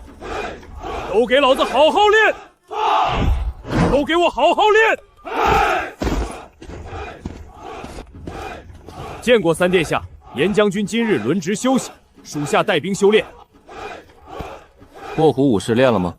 练了，效果很好，属下全尽威力，最起码提升3成。多谢殿下指点。什么卧虎武士？3殿下到境藏了多少本事？武道顶尖，传言书练兵之法，还能指点旁人武技。您还通晓什么？还会什么？棍法啊，我棍法超牛的。那改天定要讨教一番。走吧，差不多了。再看一会儿，他们这气血打牢方法也是我从未见过的。好了，时候不早了，回去吧。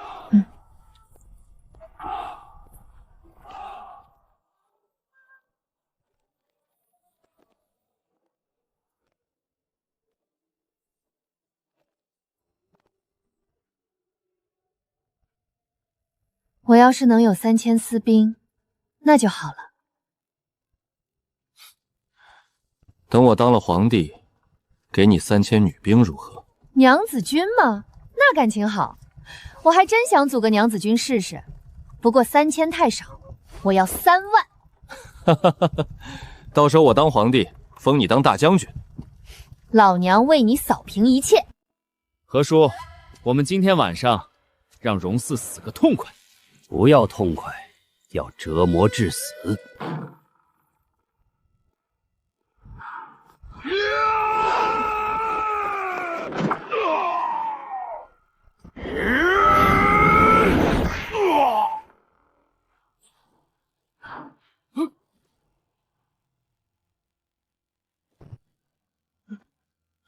牛哥，你饶我一命，以后猛虎帮跟着您混，您说什么就是什么。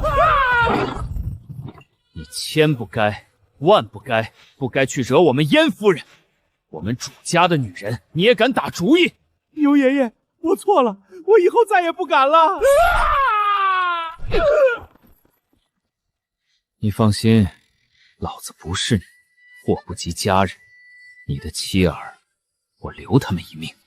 何叔，事情完事儿了，您可以回去了。我明天就定下规矩，这些事情以后城西不会有。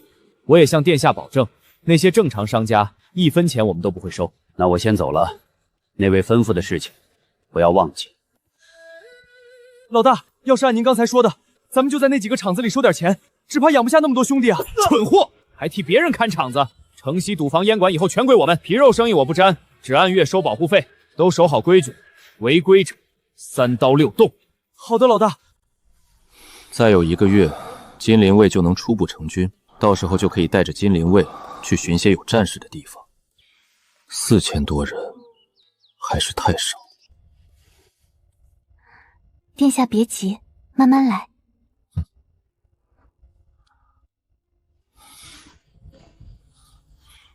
殿下是要出去？出去走走。那我为殿下更衣。好。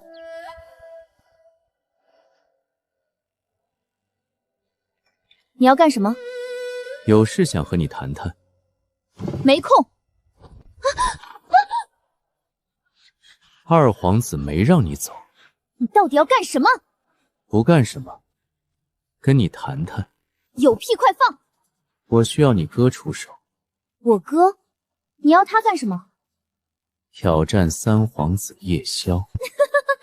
夜宵，他一个新榜的位上之人，也配我哥出手？萧姑娘，你最好配合我一点。如果你愿意配合我，10万两银子我会如数奉上，否则怎样？哥，你对我妹出手了吧？你的剑都锈了，杀你足够。哥，我让你打酒，怎么这么久还不回来？你是皇子，我不伤你，但我妹妹不能受欺负。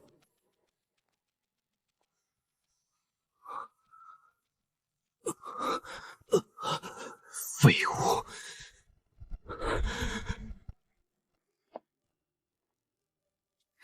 哥哥，你终于出手了，以后咱们戒酒练武好不好？不。为什么？练武没用。你如果不会武功，刚才那种情况又该如何？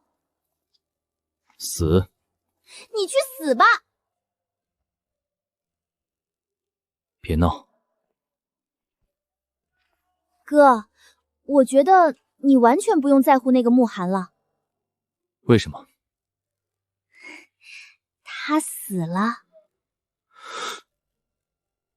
不是我说的，是天机阁最新出的新榜，已经将他离出，并且给出了离出原因。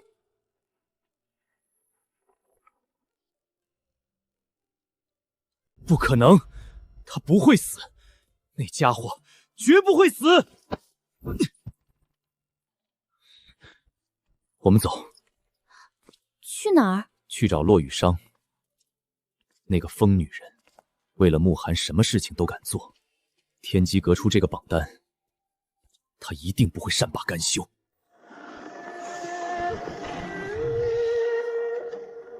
慕寒，你压我3年，怎会身死？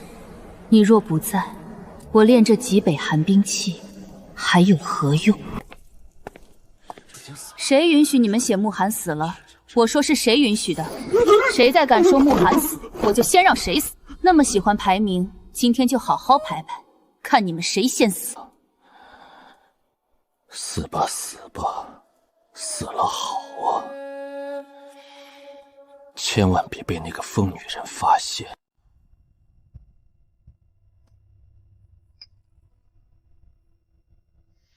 最近对老三又有什么打压手段？主要还是针对其名声进行针对。一方面，过分夸大其武道天资，好引起一些江湖天骄的不满，使其遭遇挑战；另外一方面，也派人在百姓和士子中宣扬其武道天赋，于治国无用。老三现在在朝中并无党羽，难以抓住其把柄。我打算琢磨一下秋闱之事，看能不能收拢一些门下。不错，这般应对即可。你之前太把他当做一回事了。你真正的威胁还是老大和老四。我听说老四已经在谋划监考秋闱了。怎么儿臣还不知晓？你当然不知道，这秋闱之事老四极其重视，请出数位文坛大儒替他奔走游说。虽然还未上朝，但是此事已经定下10之8九。该死，大意了！这段时间把注意力都放在老三身上，倒是让他钻了空子。你也不用过于担心，我已经为你准备了一份大功，此功劳立下，你的名声马上就会超越他们2人。什么功劳？赈灾。可儿臣并未听说哪里遭灾啊。你没听过，不代表不会发生。启禀陛下，九原江堤决堤，发生洪灾，冲毁良田，房屋无数，百万百姓流离失所，恳请陛下圣裁。放屁！前些日子九原府部不还上折子，今年风调雨顺，必定是大风之年吗？怎么突然变江水决堤？最近几日暴雨，江水冲毁堤坝，实乃天灾啊！赈灾需要多少银子？最起码要100万两。户部如今银钱紧张，只能拨出20万两银子。这样，先期拨款20万两银子。另外，你们4个皇子这个月月例减少5万两，宗人府再拨出20万两，总共60万两银子为赈灾钱款。谁愿意前往九原赈灾？启禀陛下，儿臣愿前往赈灾。赈灾牵涉物资、人手与重建，他清楚自己此时接不下。朕准了。三弟刚才怎么不说去赈灾？赈灾之事，我不如你。哈哈哈，三弟倒是有些自知之明，这回知道了吧？治国之道，武道天资没用，名声再大又能如何？总不能用你那拳头去给灾民盖房子吧？那你得盖多少？三殿下，还请留步。陛下，请您过去一趟。好，我这就过去。我问你，灾情的事情你怎么看？儿臣用眼睛看。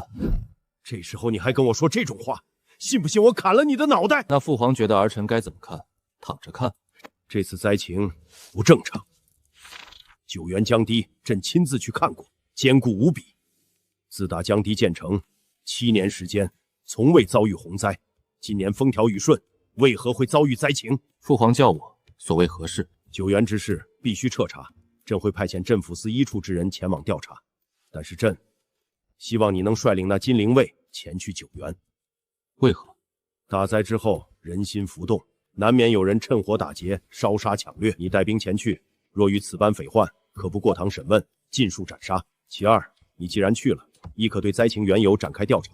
若是天灾，自然并无他说；可若是人祸，那朕绝不饶恕那些蠢贼。儿臣领命。去吧，收拾收拾东西，不用等老二他们。三殿下，此番去赈灾，虽然说带了3000金陵卫，但是也要注意安全。我在唐安城等你回来取我。放心吧，我这人惜命的很，等我回来取你。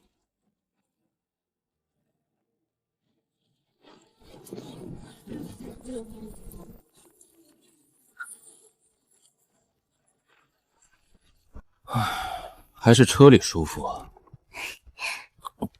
殿下这次为何这般着急？从宫里出来到出城都没用上5个时辰。让韩琦上车。韩琦见过三殿下。你说这件事情会不会是老二一手策划的？我们如果要查，该从哪里下手？或许是，或许不是，但是现在我觉得并没有那么重要。为什么？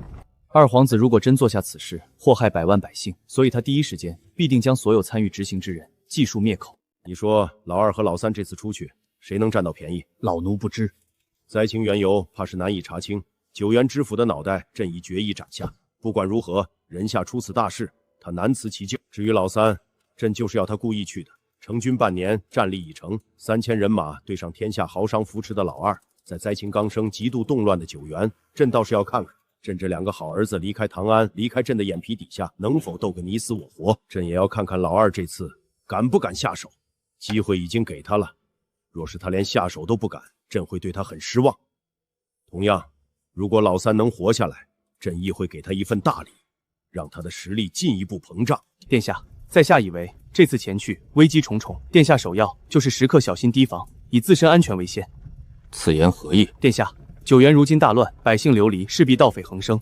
二皇子母家为天下豪商九原之地，必有其关联之人，所以无论是不是他做的，只怕我们都抓不到把柄。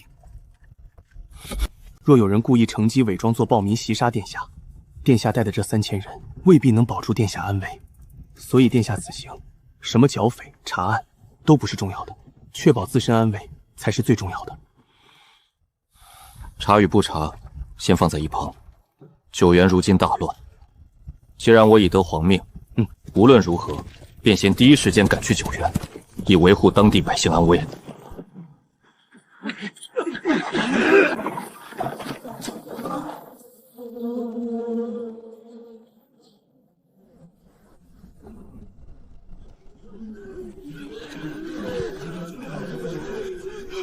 朝廷来赈灾了！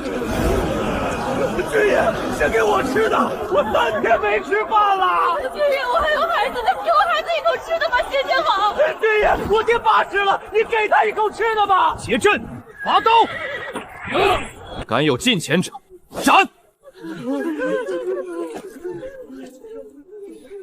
军爷啊，赏口吃的吧，我家孩子真要饿死了。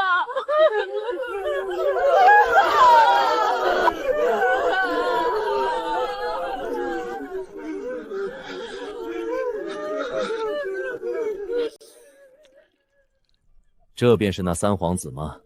你们猜他会不会心软？应该不会吧？这要是心软了，也太无趣些。毕竟是皇室子弟，怎会没有一副铁石心肠？赌一手吧，这位三皇子多久能进城？3个时辰。我赌1个时辰。现在立刻让开道路，让本官进城。如若不然，钢刀伺候，前进！凡有阻拦者，斩！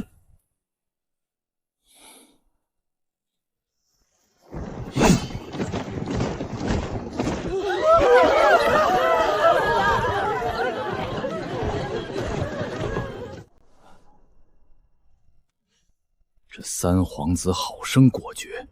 来人，把东西撤了，随我下去迎接这位三殿下。城外来者何人？三皇子夜宵率金陵卫，奉皇命巡查九原。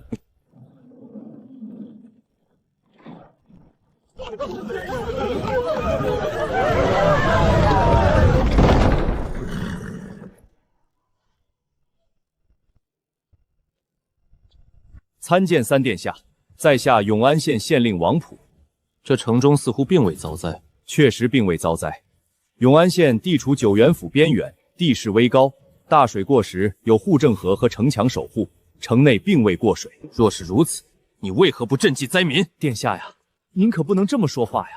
王某是人，不是神仙。这永安县并无粮仓，在下如何有粮食赈济灾民啊？城中既然并未遭灾，百姓手中必然有囤粮，粮商手中也必然有囤粮，豪族家中也必然有囤粮。暂且筹集一些过来，赈济城外百姓。等到赈灾粮食到了，如数奉还便是。殿下说的轻松，您是皇亲国戚，一言九鼎。可我王溥不过区区一县令，若赈灾粮食到了，各处用粮紧张，无人给我。再者说，如今城外土地尽数遭灾，城中百姓土地大多也都在城外。如此一来，今年势必颗粒无收，百姓手中粮食便要撑到明年秋收。我王府借粮还不上，他们又要吃什么喝什么？哼，那世家豪族呢？他们家中粮食只怕都要发霉了吧？那我可不知晓。我素来行事守规矩，人家有多少粮食，我如何知道？陛下让殿下带兵前来，想来不是负责赈灾事宜的吧？这赈灾之事，还是等二殿下到了，我向他汇报的好。三殿下，为何打我？因为老子看你不爽。你很牛，说话天衣无缝，可我是个武夫，你非要我跟你讲道理，老子的巴掌就是道理。如果所谓的规矩只能让他看着城外的糟民饿死，那这种规矩便没有存在的必要。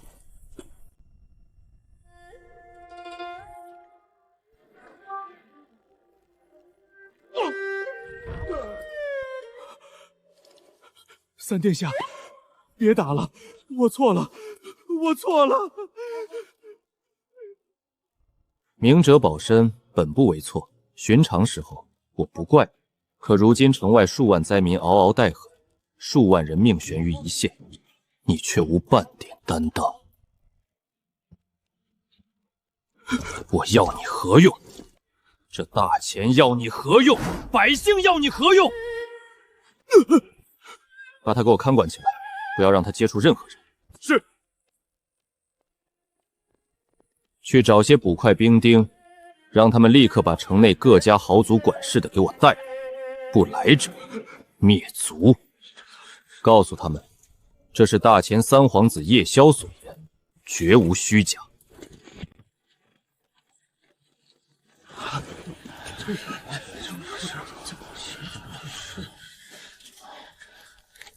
写信，让家中之人送粮。啊，这位殿下，便是送粮，是不是得有个章程？为何而送？送多少？是捐，还是不还？一家先送1000斤，现在送粮，其余事情稍后再谈。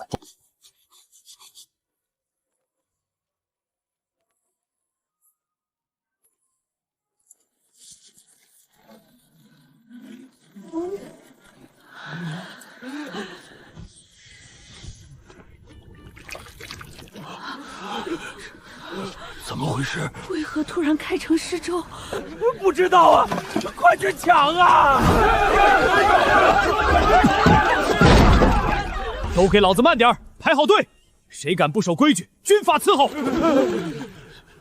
都给老子听着，这是三皇子夜宵让城中豪族所出粮食，记住了，念着点三皇子的好。三皇子。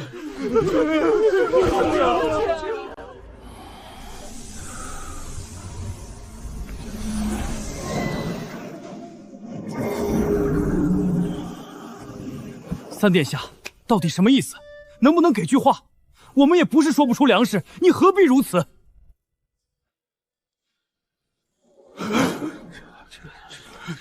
你们的粮食算我夜宵借的，若是朝廷不还，我夜宵想办法还。城外的灾民，我不想他们死。明日带人去查验各家粮仓，留下必需谷物，剩下的统统交出来。您说的可是真的？我好歹也是大前皇子，会骗你一个乡野地主？殿下，城外百姓都喝上了一碗热粥，虽然吃不饱，但是保住性命应当问题不大。你说我可不可以如法炮制，继续这样进入九原，完成赈灾？殿下，永安县地处九原边缘，局势已经如此，其内部势必更加蛮乱。殿下若是贸然深入九原此地赈灾之事，又该交由谁做？此为其一。若是有心人挑拨，万一州州县镇乃至九原府各家尽数联合，必然要生出事端。其三，正常来讲，灾民并非一日之功，千言日久，需有足够银钱填补缺阔。咱们府上的银子援助这永安县尚有富裕。其四，大灾之后必有大疫。殿下一无军医，二无药品，引兵入内，一旦沾染，那后果不堪设想。请殿下万勿冲动。韩先生辛苦了，早些休息吧。你的话我会好好考虑一番。多谢殿下。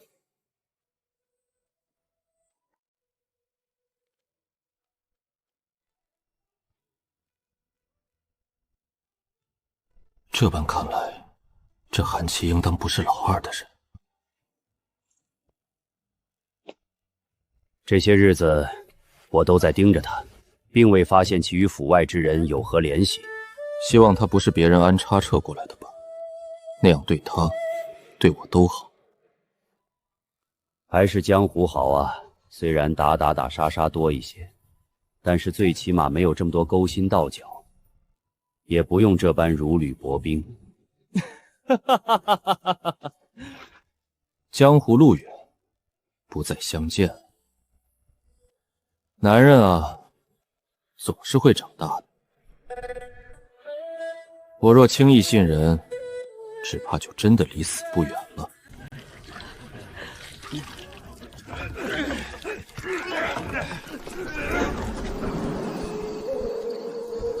老二，我没想到他这么狠。二皇子这是在故意拖延时间啊！朝廷的给的赈灾款项确实有缺口，他每拖延一日，就有无数灾民死在灾情之中，这款项缺口便越小。而且等到他来完成赈灾，百姓依旧会对其感恩戴德。我已经派人去打探了，九原各地极其糜烂，许多地方已经出现了疫情，百姓于野外生病，又无充足的食物，情况极其不好。早知他这般行事，赈灾事宜不如我自己抢下。为今之计，也只有等了。哼，等，去，派人去各地给我散布消息，说二皇子掌赈灾大权，却贪污赈灾款，每日只知淫乐，与三皇子同日出发。三皇子于永安县赈灾，二皇子迟迟不到。属下遵命。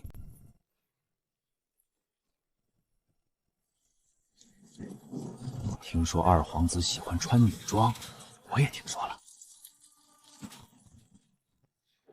哇，爷爷好漂亮的车啊！这是干嘛的？嘘，不许出声，这是大人物的车队。可是他们为什么走得这么慢？人家是大人物，自然不能跟咱们一般。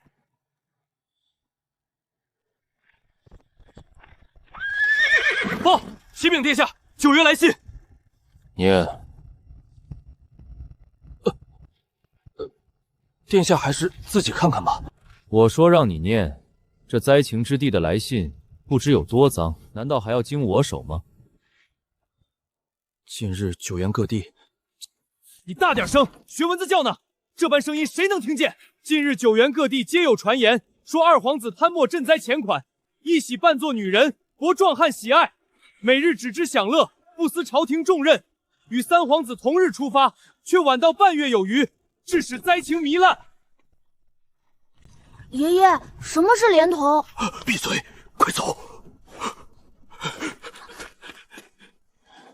好恶毒的流言，肯定是老三。除了他那张毒嘴，无人能说出如此无耻之言。去，帐下谋士全给我集合！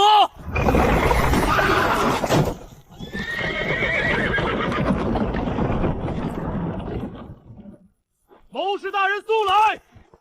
出什么事了？你们说，现在该怎么办？依在下之见，应当先让九原各地官员制止流言，并说三殿下先到一步，是因为其并无赈灾事务，而殿下则是需要调度各地物资，因此晚到。另外，我们还是应当快些赶去，否则任由这些流言传播，便是过后赈灾完成，只怕也得不到好处。殿下可还有何犹豫？父皇给的赈灾款项并不充足，舅舅那边又要赚下一笔，现在过去，如何能够？只要殿下过去，将有病之人和无病之人隔离在一起，并以无药为由，这些人只怕要死上一大半。如此一来，便早到一些，缺口也不大，应当可以完成赈灾。只是我们要少赚一些。全速前进，不得有误。全速前进！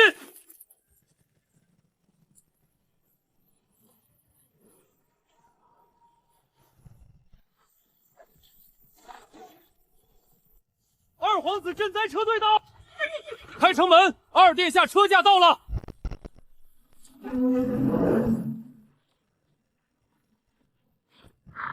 三殿下什么意思？哼，什么意思？这才刚过午时，加紧前进，傍晚便能到溧阳。永安县灾情已然暂时缓解，你们进城干什么？叶萧，你不要在这里胡搅蛮缠，我等远道而来，需要入城整备休息。那么喜欢休息，在家躺着，出来挣什么灾？我还没说你呢，你让人淹了，迈不开腿了。10天的路，足足赶了22天，你懂个屁！各地筹措粮食，购粮运粮，不需要时间啊！你以为我跟你一样，带着人就能来？你来这儿快，你怎么自己不去赈灾？哟呵，长能耐了，敢犟嘴？反正今天你是进不了城。好，叶萧，你给我记着，今天这事情咱俩没完。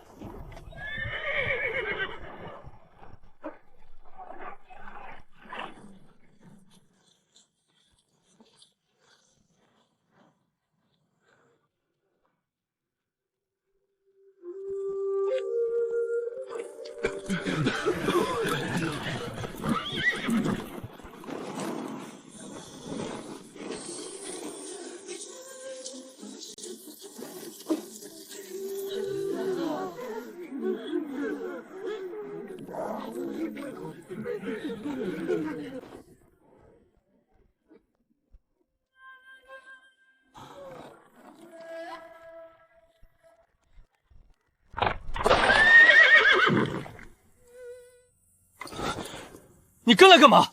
看看热闹，不行吗？殿下，城内粮食已经耗尽，若非您及时赶到，只怕灾民也撑不了许多时日了。不用谢他，我不替他宣传一下，他现在估计还在路上捡石头。果然是你！不然呢？你那些隐秘之事，除了我这个做弟弟的，还有谁知道？那都是子虚乌有的事情。二位殿下，眼下最重要的还是灾情防疫。这样，李县令先带人去给百姓发粥。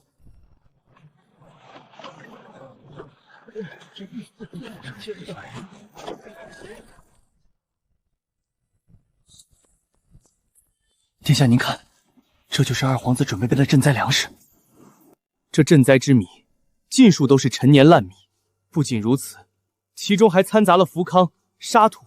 灾民本就虚弱，这般东西吃下去，怕是肠胃弱些的，直接便一命呜呼了。何叔，跟我走。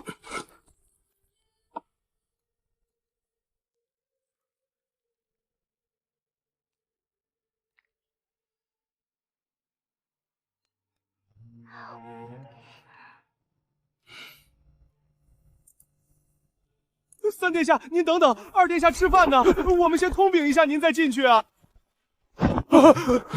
您不能进。人都进来了，不用拦了。二哥胃口倒是不错，其实我从不反对享受。咱们身为皇室子弟，自有身份，吃得好些，用得好些，也是理所应当。可是，你我身为大前皇室，对自家子民，是不是多少得有些悲悯之心？你想听实话，还是假话？先说假话，我听听。朝廷给的银钱就那么些，各地如今都是临近秋收，却并未秋收，最是粮食昂贵紧缺之时，各地调派购买，银钱短缺严重。为保证有充足的粮食，只能购买残次陈米，掺杂麸糠供给灾民。那真话呢？真话呀，也很简单。那日朝堂之上，你说赈灾之事，你不如我。我知道你说的不如，不是能力不如，而是你没有我身后庞大的豪商支持。如果你来赈灾，甚至我会给你暗中使绊子，让你出现各种问题。可是，你觉得我能让那些豪商对我言听计从了吗？他们支持我，但是我也做不到让他们言听计从。其中最大的豪商，就是我舅舅。我靠他们收粮运粮，他们依旧要从中赚取好处。这些米粮不好，可是我不让他们赚，这些东西也没有。到时候我拿着一堆空荡荡的银子喂灾民吗？你告诉我，我该怎么办？可这赚的也太狠了！你行你来，我现在就可以给你银钱，你去买。如果你能把粮食运进九原，我算你厉害，你根本不知道他们有多大的力量。我可以告诉你，九原周遭府县所有地方粮价都已经上涨3倍以上。秋收之前，你不会买到任何便宜粮食，就算处理，你信不信第2天就有人的脑袋挂在府衙门口？那也不该掺那么多沙土。没办法，银钱足够，我也不想掺沙子。可缺口在哪儿，总得想个办法。优胜劣汰，适者生存，这世间本就是这个道理。我们兄弟也是如此，不是吗？你跟我，老大跟老四都一样，我们注定只能活一个。叶隐啊，以前我对你说，如果你不惹我，我会留你一命。现在我告诉你，若我掌权，必杀你，包括你母家全族。我亦如此。启禀殿下，李燕在屋外求见。让他进来。殿下，下官想问问，为何赈灾之舟里面有那么多沙土？赈灾粮本就如此，若是不愿吃，不吃就是了。殿下，可我看您手下兵卒在城中画下了隔离界限，赶进去的灾民也太多了。瘟疫如猛虎，任何有可能生染疫病之人都要被赶入其中，不可有丝毫懈怠。那可不是啊，这般多人混在一起，许多无病之人也必然要沾染瘟疫，如何能行？李燕，你区区一县令，鼠目寸光，如何能在这里对我横加指责？出去！走吧，你跟他说不通的。派人去舅舅那边问问，还需要多久能准备妥当？老三这一次必须死在九原，不要去吃那些掺了沙土的赈灾米。你若是倒了，这溧阳县更是要乱成一锅粥了。多谢三殿下指点，下官知道了。此事过后，我一定要上报朝廷，参奏二皇子一本。二皇子这就是在故意减少灾民啊！这般赈灾太狠辣了一些，尤其是那些被隔离之人，只怕用不了几日便会尽数染病。我观二皇子车队之中，并无治疗疫病的药物，亦无大夫，这些人完了。殿下，在下有一计，不知可行否？你说。二皇子此举的确有些阴损，我觉得我们亦可如法炮制，找一具因疫病而死的尸体，绑上石头，套入麻袋，扔入二皇子住所井中，必可使其患病。没用，那小子修为虽不高，但也是1等1的功法，用不了几日他就能好。我知道无法伤其性命，可是人都是最在乎性命的。他但凡有症状，加上属下大面积患病，必然要调集大夫药物前来。到了那时候，他就算做表面功夫，也会让那些大夫去给病人们看病，多的药材也能给病人用些。怎么了？我说的有什么问题吗？我有些乏了，你们看着办吧。你二人看我作甚？我俩都是书生，手无缚居之力，何前辈修为高强，这种事情自然只能劳驾您嘞。尔等读书人心都是黑的。大夫到底什么时候能来？殿下莫慌，您虽然得了疫病，可是您修为在呢，并无危险。便是我等这些天亦有些不适。我不管，他们到底什么时候能到？今日下午便到。那就好，再去催催。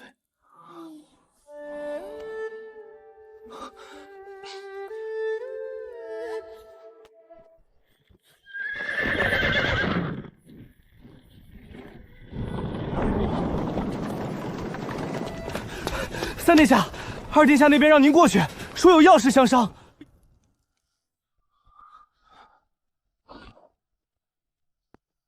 老三，刚刚在后院井中捞出了一具尸体，被装在麻袋里，还压了石头。看来殿下所找的这个居所发生过惨案，得让李彦存查一番。可是我手下验尸说尸体才死了不几天，泡发程度来看，应当是我入住后才丢在井中的。哈哈，二哥手下还有这等人才，厉害。那这水可真吃不得，太恶心了。行了，说正事，去往九原府的运粮队被人劫了。所以呢，二哥什么意思？我即刻送粮草、药材、医者至九原府，交由你押运防匪。三弟心怀悲悯，切莫推辞。物资在时，九原府生灵尽丧。看来你这是挖好了坑啊！三弟是不打算去，我可以换人，把粮食、药材和大夫都给我就行，不需要你派一兵一卒，民夫我自行募集。那就祝三弟马到功成。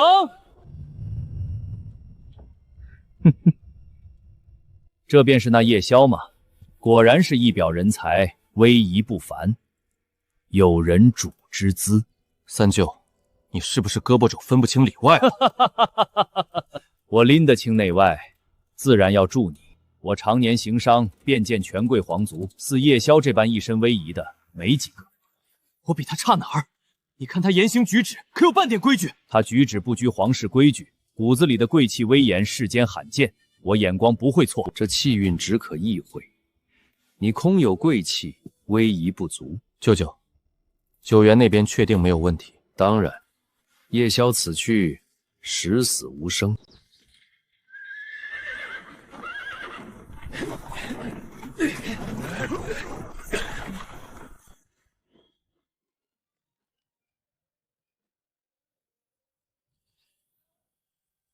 东西查验过了吗？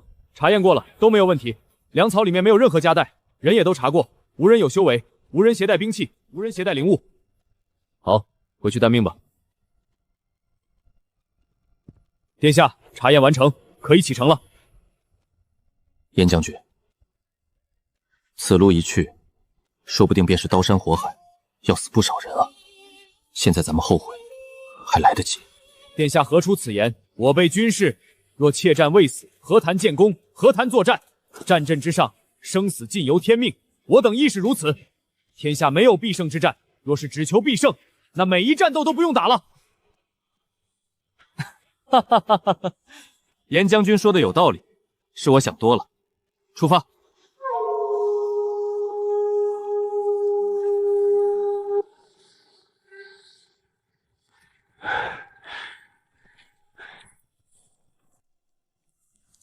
王虎，去教城。慢着，不对劲！殿下，哪里不对劲？严将军，你说那些尸体为什么会变成白骨？殿下的意思是，森森白骨皆为人士。九原城如今只怕已经是幽冥地狱。九原大灾，豪族豪商皆已撤离，殿下在路上耽搁了许多时日，灾民早已经撑不住了。人啊，绝望的时候，什么事情都会做，也绝不乏有野心之人。稍加挑拨，民变变生，数十万人，如今只剩下十几万青壮，其余尽数化作口粮。那叶宵不过3000甲卫，面对十几万豁出性命的畜生，便是他再有手段，也活不下来。舅舅，这一次死的人是不是太多了？哼，多不多？九原府虽有大变，可你不是已经上折子了？只要陛下接到折子，朝廷大军不日便到。十几万灾民在朝廷大军面前不过土崩瓦狗。等事情过去，九原府近乎空虚，大片土地荒芜，灾后重建，你可举荐王部为九原令。我崔家亦可借机大肆兼并土地。放心，保证该给朝廷的钱粮数费一文不少。到时候你有举荐之功，崔家亦有巨利可图。苏相啊，看看这2道折子吧。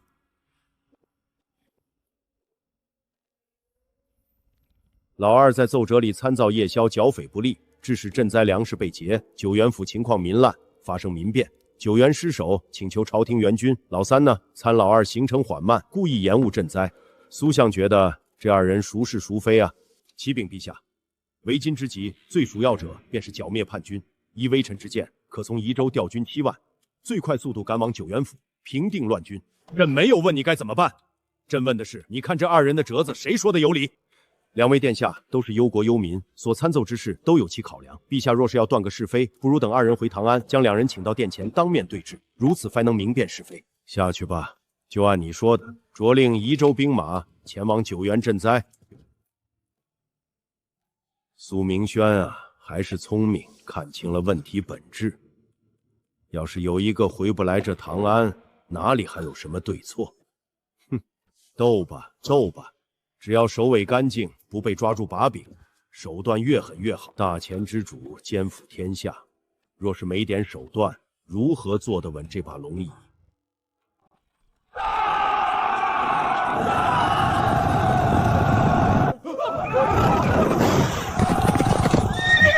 启禀殿下，四面皆有来敌，难以判断突围方向。看来是行踪被泄露出去，他们故意扩大了包围的范围，躲过了趁袭的掺查。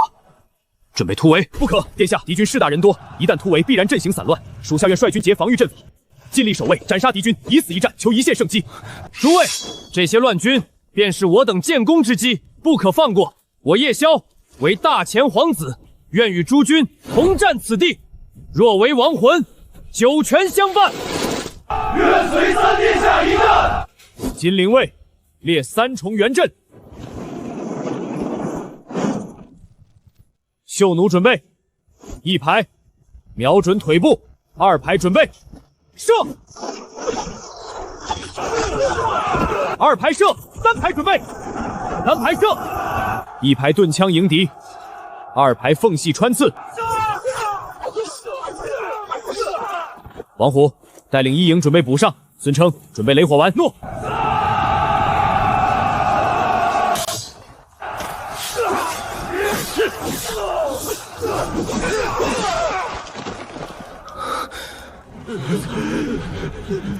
兄弟们，我们已经没有退路，不杀了这些朝廷狗贼，我们都活不了。斩杀1人者赏1000金，美女10人。斩杀叶萧，封大将军。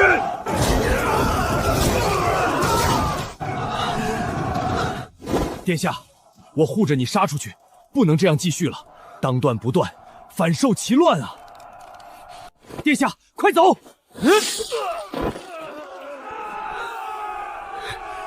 叶萧，你跟他们不一样，你活下来才能为他们报仇，你死了，一切就都完了。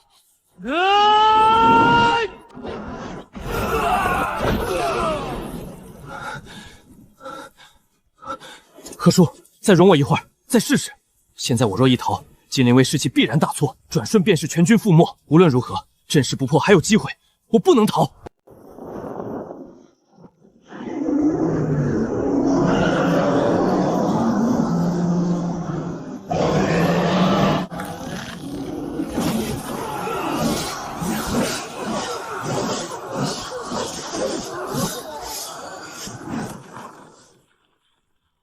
三殿下天命所归，我等得天龙护佑，今日必胜！今日必胜！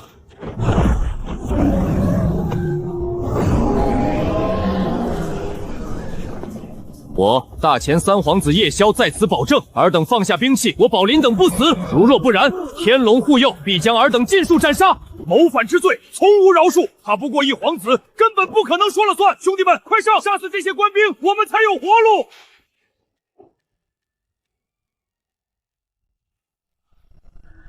我大前皇室立国1000年，从无暴民乱政而成事者。尔等一无口粮，二无兵器，我3000人马，尔等10几万人却不可胜之。今日不降，朝廷大军到时，必定将尔等尽数诛之。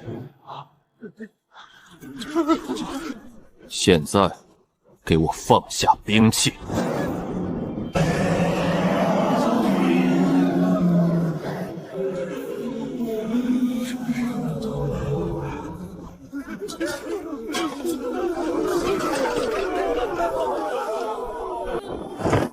所有人排好队，准备施粥，给这些人尽数整端，分而治之。所有人实行连坐制度，一人逃跑，全营结斩。咱们的人在外围警戒巡查，一定不能出现有人脱逃。诺。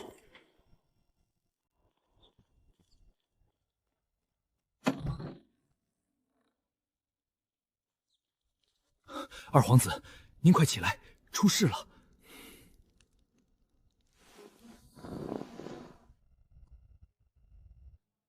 三舅，你当初怎么说的？不是说十死无生，10几万暴民，却杀不死他区区3000兵马。我也没想到啊，那3000军士其擅长防御，而且战力惊人，斩杀数万暴民的同时阵型不乱，而且那家伙居然有一件灵物，可引动帮助其士卒恢复体力伤势。乱民被他吓住，慌乱投降。那现在该怎么办？老二平定10几万暴民，又在永安赈灾，风头已经完全盖过我了。便是班师还朝，也是他功劳更大。事已至此，只怕没什么好办法了。想不到这叶萧下属成军半年，竟然有这般恐怖战力。想到这是理由吗？我现在不想知道为什么失败，我只想知道我接下来该怎么做才能压过老三一头。现在只怕不太好办了。陛下已经派遣宜州兵马来此镇压叛乱，3日内必到。这九原府其余各城灾情也略微缓解。现在，立刻让人去把赈灾粮食沙土给我筛除。九原府死了那么多人，完全没有必要再用这般粮食。调遣大夫药品前往各地，快速完成赈灾诸事，稳定局势。这样的话，赈灾的成本怕是……不要管成本，另派人散布老三剿匪不利的言论。怒！听说了吗？那三皇子夜宵带着他那些兵力去了九原府去，结果每日就这吃喝玩粮食，被歹人索匪，致使九原府数万百姓因此暴动，死了10几万人呐！不是吧？那夜宵之前诸般表现，可不像是能做出这种事情的人啊！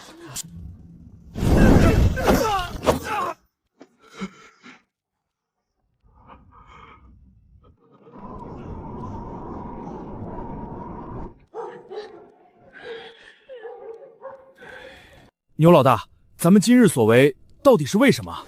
之前不是说不针对普通商家吗？为何这次要针对那些放出对三皇子不利言论的商家？又为何要留信收取保护费？还都是留下别的帮派名号？要不说你们之前跟着荣四混不出名堂，都是些没脑子的蠢货。哼！这次赈灾是拿二皇子为主，三皇子剿匪，二皇子母家乃是豪商崔家。老大，到底说明什么？哼，说明这些商贾都是二皇子的人呗。哦，可是这跟咱们有什么关系？让你们没事的时候多多读书，你们呢？就知道砍人、收保护费、睡女人。二皇子的商铺，咱们以唐安城其余帮派的名义去捣乱，你们说二皇子会怎么样？我知道了，肯定把他们都灭了丫的。原来如此，等二皇子把这帮狗日的都给灭了，咱们猛虎帮就可以趁机接手他们的地盘了。兄弟们，跟着我牛安混，保证你们吃香的喝辣的。今天行动的兄弟，一个人赏50两银子，但是丑话说在前面，谁他妈给我露出去半句口风，我他妈的杀他全家！这些人啊，就这么点眼界。行了，我这边算是完事儿了。主人不回来，这谣言早晚还是得散开，不能让主子背黑锅，得去跟燕姑娘商量。现在唐安城流言大抵便是这2种，不过源头都难以查探清楚。哼，源头无非就是朕那几个儿子，不用在意，百姓爱怎么传就怎么传，这种事情也直指不了。下去吧。遵命。萧儿啊，还是有点东西的。成军半年，3000甲士抵御10几万暴民冲击，这般能力，便是在大前军中也算是一流。唉，只可惜还是稍显心软，被老二引入九原府，身陷险地。狮子搏兔亦用全力，3000兵甲必定尽数阵亡。如今反被老三借机平叛，立下大功。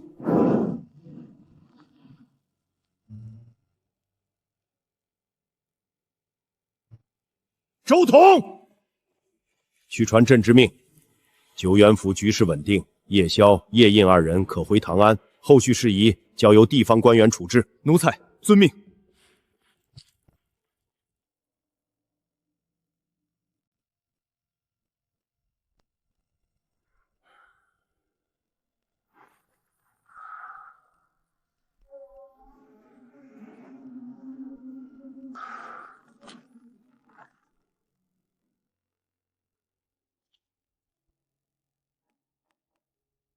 殿下，刘将军求见。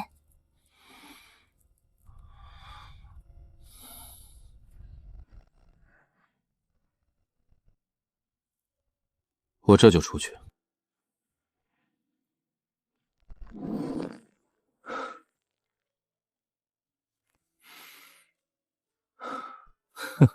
这血蛮族锻体之法果然恐怖，号称可肉身擒龙，不是假话呀。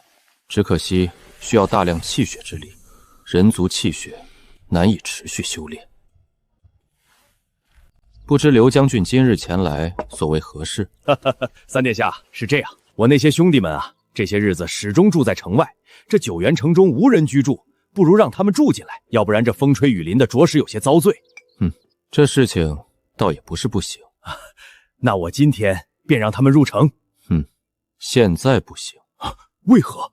因为我的人要搜寻城内，明日之后，刘将军的人再入城不迟。溧阳那边传来消息，父皇派人传旨，让我和老二回去，所以明天我就要走了。我这些兄弟们总得有些好处。三殿下所言极是，那就按照殿下所说的办便是。我有一件事情叮嘱你一下，这10几万暴迷给我看好了，他们我另有发落，可不是说你嫌麻烦就能给他们放了的，毕竟是反贼，可不兴放啊。末将知道了，末将告退。殿下，你方才对这位刘将军是不是有些太强硬了？有些人你不强硬些，人家不会拿你当回事。我是皇子，那些暴民是我属下所擒，岂能任由他人处置？何叔，去通知城外禁林卫，立刻集结进城。九原府遭受灾害，百姓大多身亡，如今已成空城，城外暴民天怒人怨。我虽许其不死，可他们注定被编入各地徭役，终生劳作。如今城中各物皆是无主之物，尔等随我拼死杀敌，镇压叛乱，于国有功。今日可入城中自由搜寻，所得之物尽数归于尔等。我等不拿，明日走后也是任由宜州所部自由拿取。所以诸位不必客气，去吧。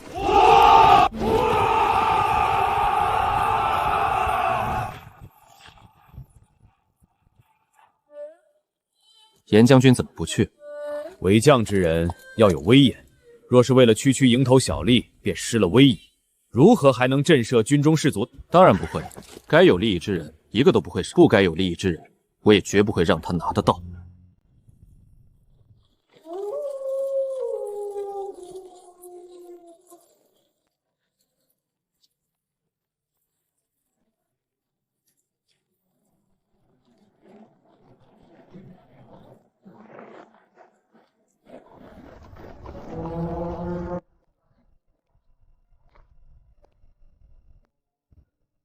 两位皇帝，九原赈灾，辛苦万分。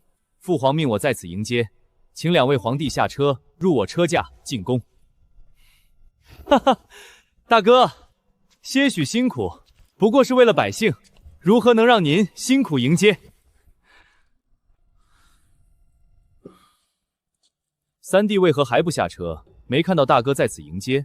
哼，三弟可是真不将大哥放在眼里啊！他都在城门口恭候了，连车驾都不下。三弟在外久了，这规矩什么的都不太懂，没关系的。三弟看来对为兄很是不满啊。当然了，虽然咱们本质都是心狠手辣的坏种，可如果对百姓心狠手辣，那就是丧尽天良。哦，可我听说麾下斩杀暴民的时候也未见留守啊。现在九原诸县很多子民还要给我立长生牌位呢，你看那边还有威安、龙井、紫苑三县给我送的万民伞，黑锅甩给我，功劳名声你一样不少。三弟在说什么啊？为兄可不知道，我就是秉着一颗人心，为灾人们办些实事而已，别的我可不知道。二哥真是打得一手好算吧？不过二哥似乎漏算了一点。漏算了什么？你那几条恶狗没跟在身边，你还敢离我这么近？还敢？你看我敢不敢？